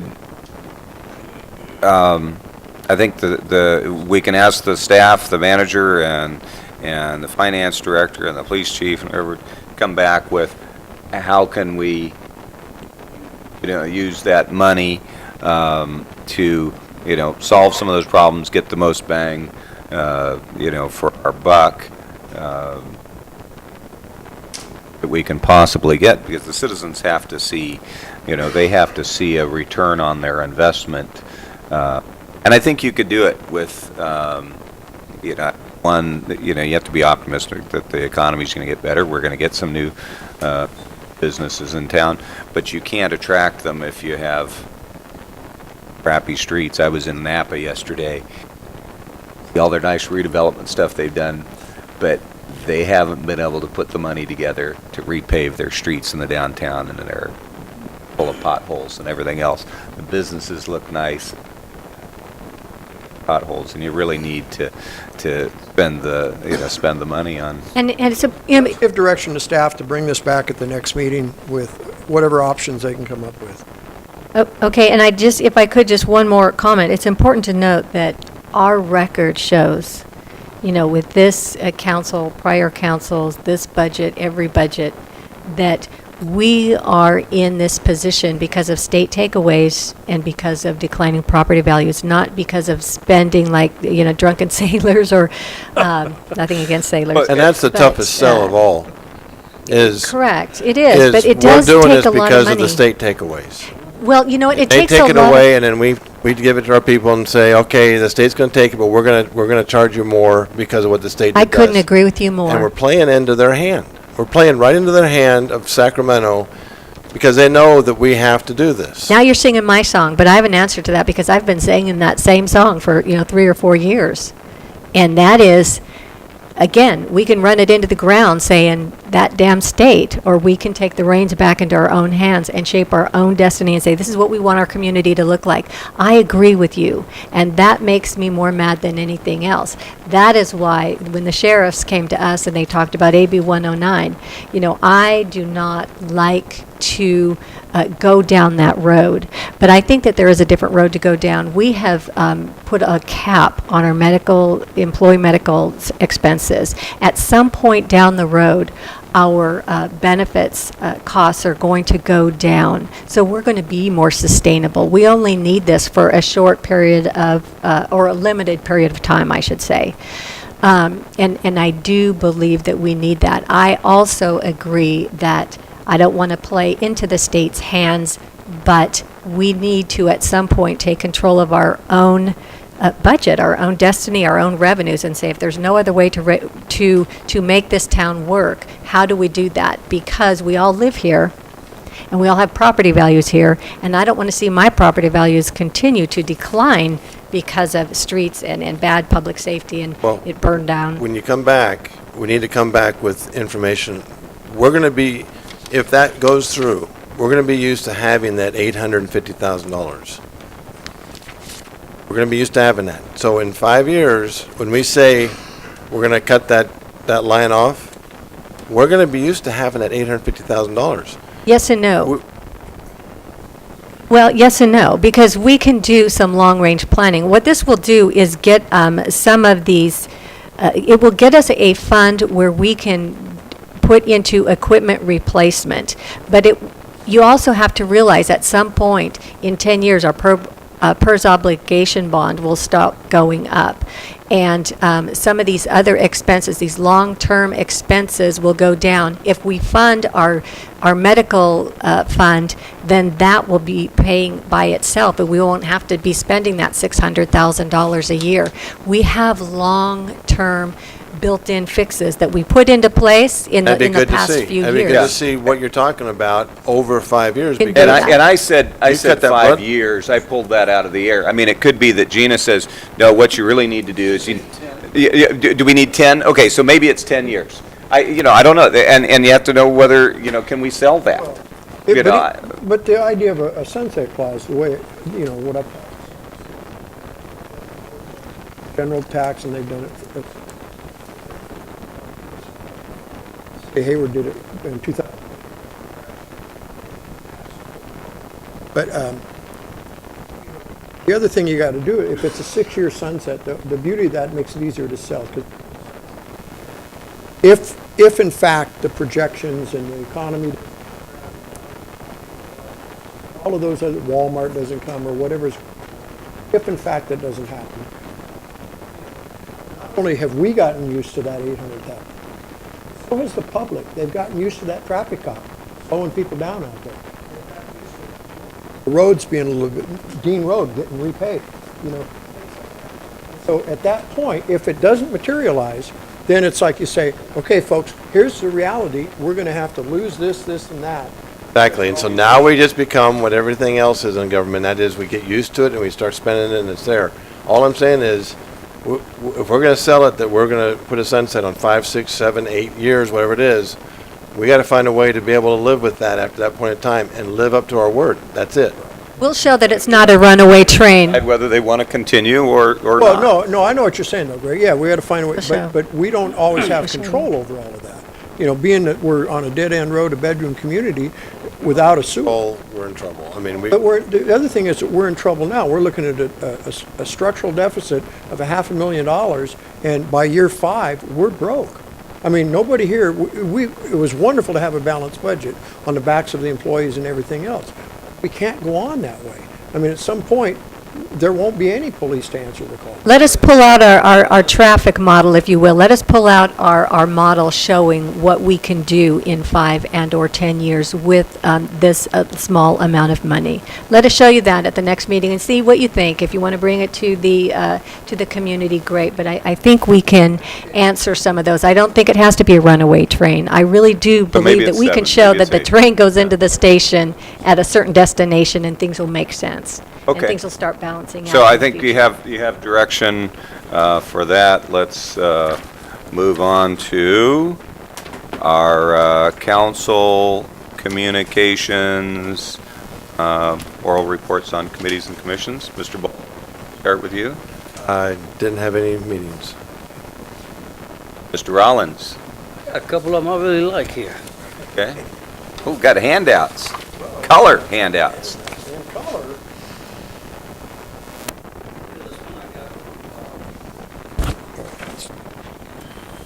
Here that you have in your hand, sent to me by Jim Wagner from Air Quality Control, and this is exciting because it shows if you look at Paradise on the next page, second page, look at Paradise. We're right there between the dark red and the kind of a light red, and it says when you look up at the top of the page there, it shows 10 to 15 inches. Well, I have a rain gauge on my deck, and Yeah, my rain gauge at the theater, I have an electronic one, and it said, yeah, we got 15.5 inches of rain up here. So anyway, this is good news, and when you take a look at your droid and look at your extended forecast, we've got some, the extended forecast has got some more rain in it. Hoping that we can back up to where we belong. The snow levels, 4 feet. So anyway, I thought it was a pretty good graphic, and I would it all, in a Go skiing. also from Butte County Air Quality Control, members of the governing board. Let me just go down to the bottom line here. The wood stove program that they've got going on, the district kicked off its media event on Wednesday, January the 15th. I was there. It was in Chico, as required by the work plan. They kicked off the program where they're spending a couple $100,000 a year based on give out vouchers to these people who apply.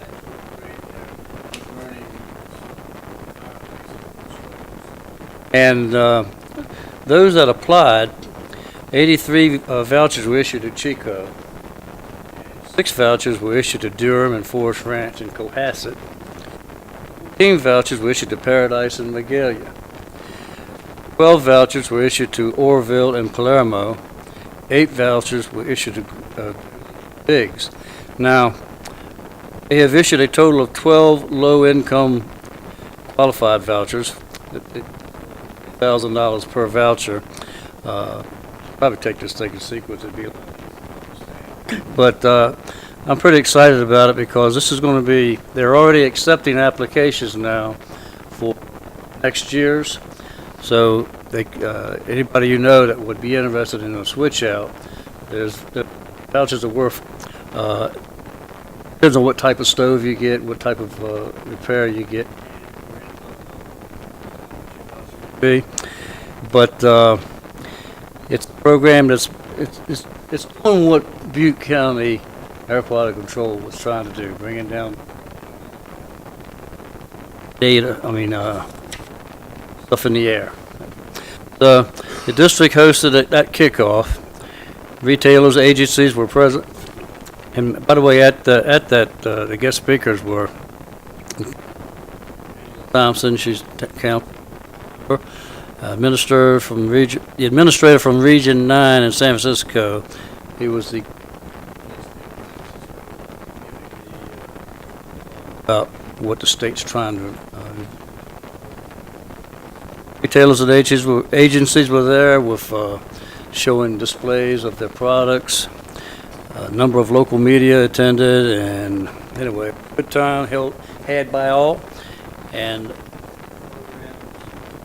the program is. I'm trying to see who paying for this. It's a company that fell out of favor with. In like Louisiana or Missouri or something. One of those southern states, you all know how they are. Yeah. But anyway, they fell out of favor with the federal government, so we get the benefit. And it's no cost.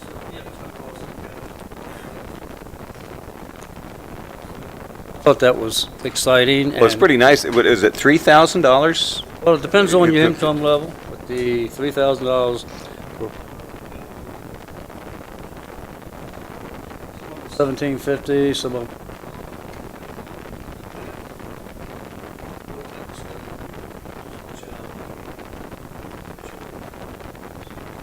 So, stoves here in town. We're gonna. Paradise is exempt from burning. I mean, they're not. We're not like Chico. Chico has burned.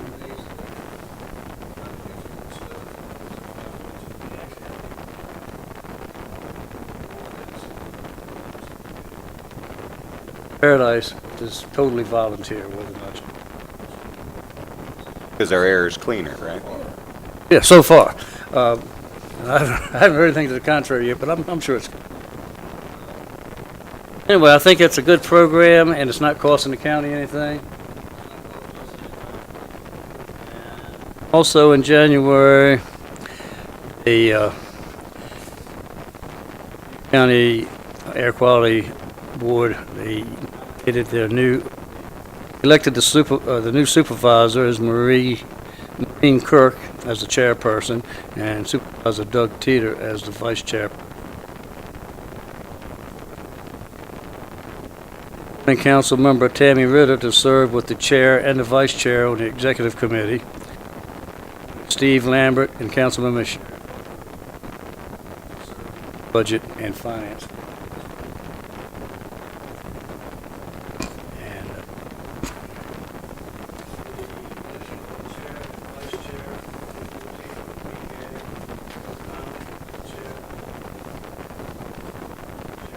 Fletcher from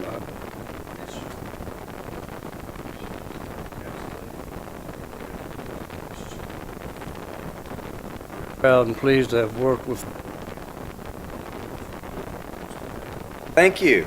That's the first time I've gotten one. I appreciate it. Giving them, but somebody must have. Anyway, I'm glad to.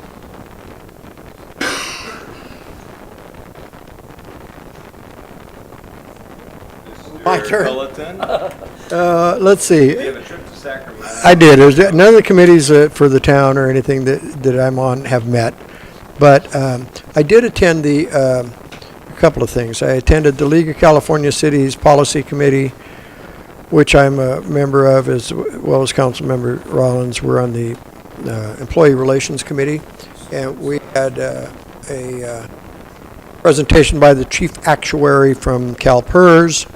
And then we also had a presentation by some fellows that are talking about pension reform and the possibility of 401ks, but the whole deal with that, changing anything with CalPERS from a defined benefit to something else, has to do with you've got to change the law, and the rules the CalPERS writes, so that'll never happen. But CalPERS, anyway, there's going to be some increases. That's some of the stuff we heard there. Popped in on Scott in the public safety meeting. It was a good thing. We had our division. We had a little mixer for new council members and mayors. Mr. Rollins attended that also.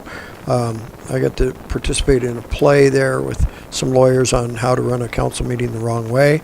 They said I was typecast. But I brought that back for Dwight, the script, so if you want to. You did a good job at that, right? Okay. So that was informative. Our next Sacramento Valley Division meeting, as the past president of that division, I'm on the executive board, will be coming up in March 14th. Was it? No, that's the next policy committees. But no, our next division coming up, and that'll be hosted in Orland. And What's the date of that? I don't get any. Oh, I just was on the call yesterday, and I don't remember. It's like the March. It's at the. They have a 1 o'clock tour. They're going to tour a Sierra Nevada cheese factory about 7 miles out of town.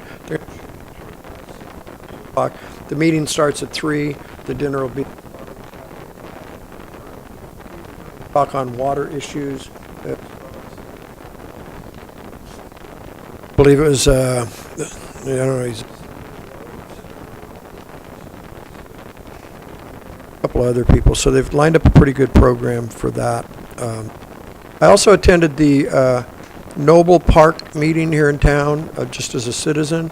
They had the first meeting. Their next meeting is on the 18th, and that's the meeting that they're going to have the consultant at, and they're going to have participation where if you have ideas for the park of what you want to be there, 2 public meetings like that, where you can put your ideas up on the board and it'll be considered. So if you want a ball field or a dog park or a playground or whatever. So that was the other meeting I attended, and can't remember anything else. Yeah, go ahead. You can go back. You always think about something else. Yep. I attended, as William mentioned, I did attend the new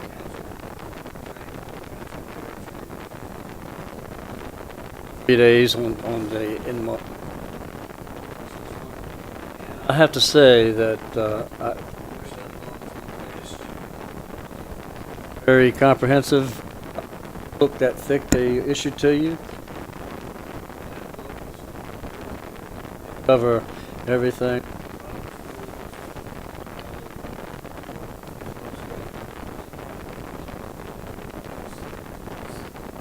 Wonderful training tool.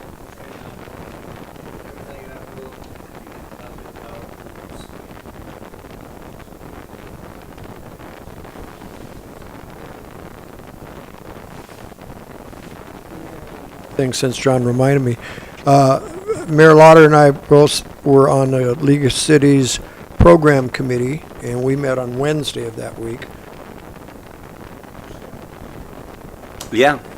We just we were part of a group, I forget how many, 18 of us or so, that decided on the breakout sessions for next year's annual conference. It'll be September 3rd through 5th at the Los Angeles Convention Center.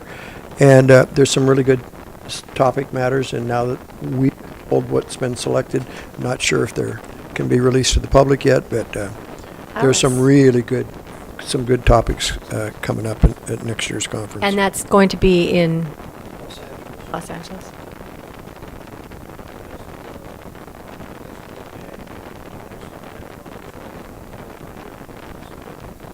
Oh, great.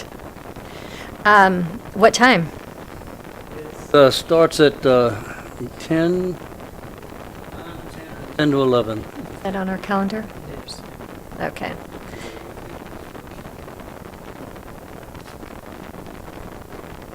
Mrs. Jones, did you get invited anywhere to have to do anything as an appointee unsworn yet? We went to our business focus workshop on the downtown safety project, as did most of the council. On the Skyway project. I was in Florida. I couldn't be there. Ms. Jones was at someone's birthday party.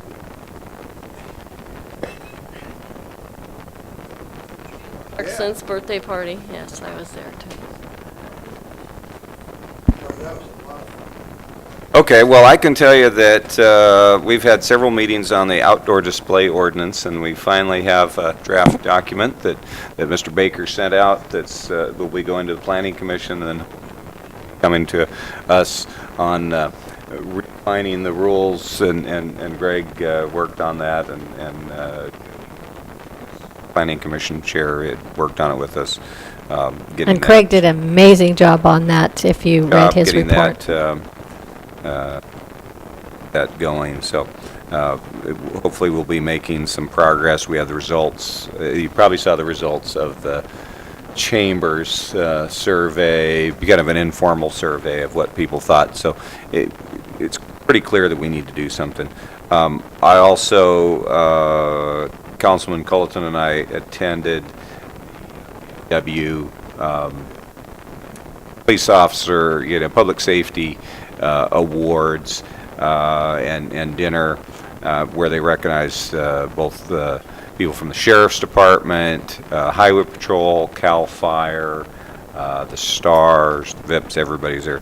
It's a big gathering. It's always always a good event, and it's always good to go to that. And I would Aaron is able to took a couple of we got some pictures I took, and then also one that we posted on the town Facebook page. So and then Saturday night, Woody and I also attended the George Morris's retirement party down in Chief. And so we were there and represented the town and up and speak like other people did, because I said, George knows we're here, and we gave him his proclamation already, and That was a nice tribute. I'm glad you went. Yeah, so I'm glad we went, and our new acting chief, they were all there, and Rob Cohn was there, and we sat with Paul Hahn and Maureen Kirk and the deputies. That was good. I'm glad we were able to do that. At our Public Safety Policy Committee in Sacramento, we've got some challenges ahead of us. The state changed how the initiative process works. Those initiatives, ballot initiatives, all have to be on the primary, and right now it's looking like there may be as many as 7 ballot measures on marijuana, medical marijuana.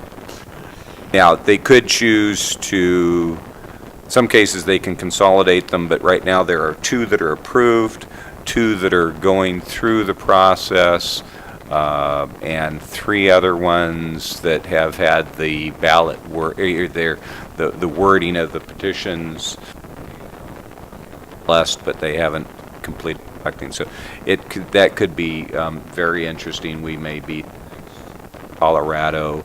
A lot of people are hoping that we could wait and see what happens in Colorado and Washington next month. And in fact, our Public Safety Policy Committee is always, it's public. These are cops. Most of them are retired. They're council members that are cops. There's about 5 LAPD cops that are council members in surrounding cities. So it's very interesting, and those guys are on our committees. And then you've got some firemen and stuff, but they've always taken the position. Our committee has always taken the position.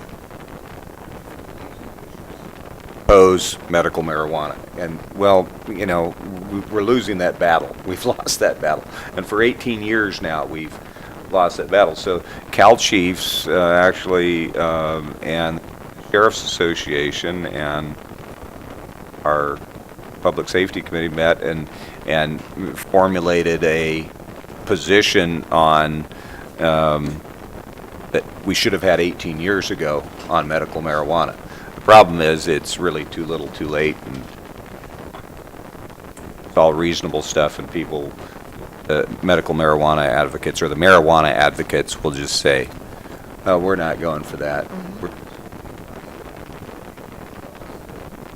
have it here, or that it's got to be organic and you can't have pesticides and mold in it, and have to monitor THC levels and the other things. Anyway, it was very interesting, and I'll keep you updated on that. I'll be attending the meeting in Ontario. I have my 10-page report that I'd be happy to deliver now. No, I just have two small things I just want to say. One, we are hiring an experienced works person, a green thumb type person. It's an elderly person in our community that comes back into the workforce, and we get that person for free for 6 months, maybe a year.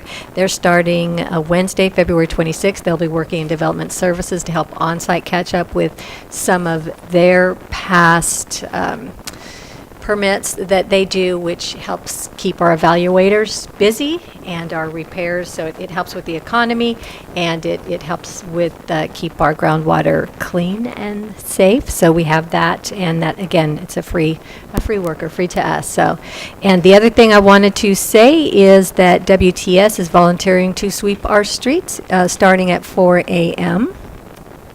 tomorrow morning.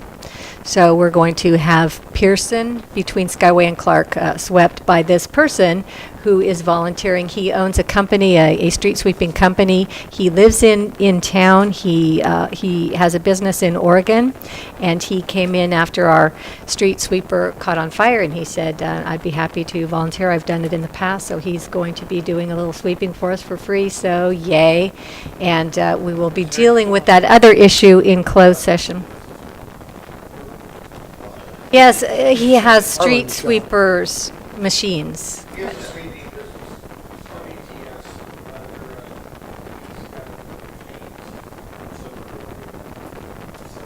So we'll have that on the next agenda to thank him and make sure that the council does a shout out or a thank you. That's very nice. Just give him a master key, everyone. Okay. All right, so closed session? So, yes, we'll now adjourn to closed session per Government Code 54956.9 to consider initiation of litigation, one potential case. Thank you. Yeah. Sorry.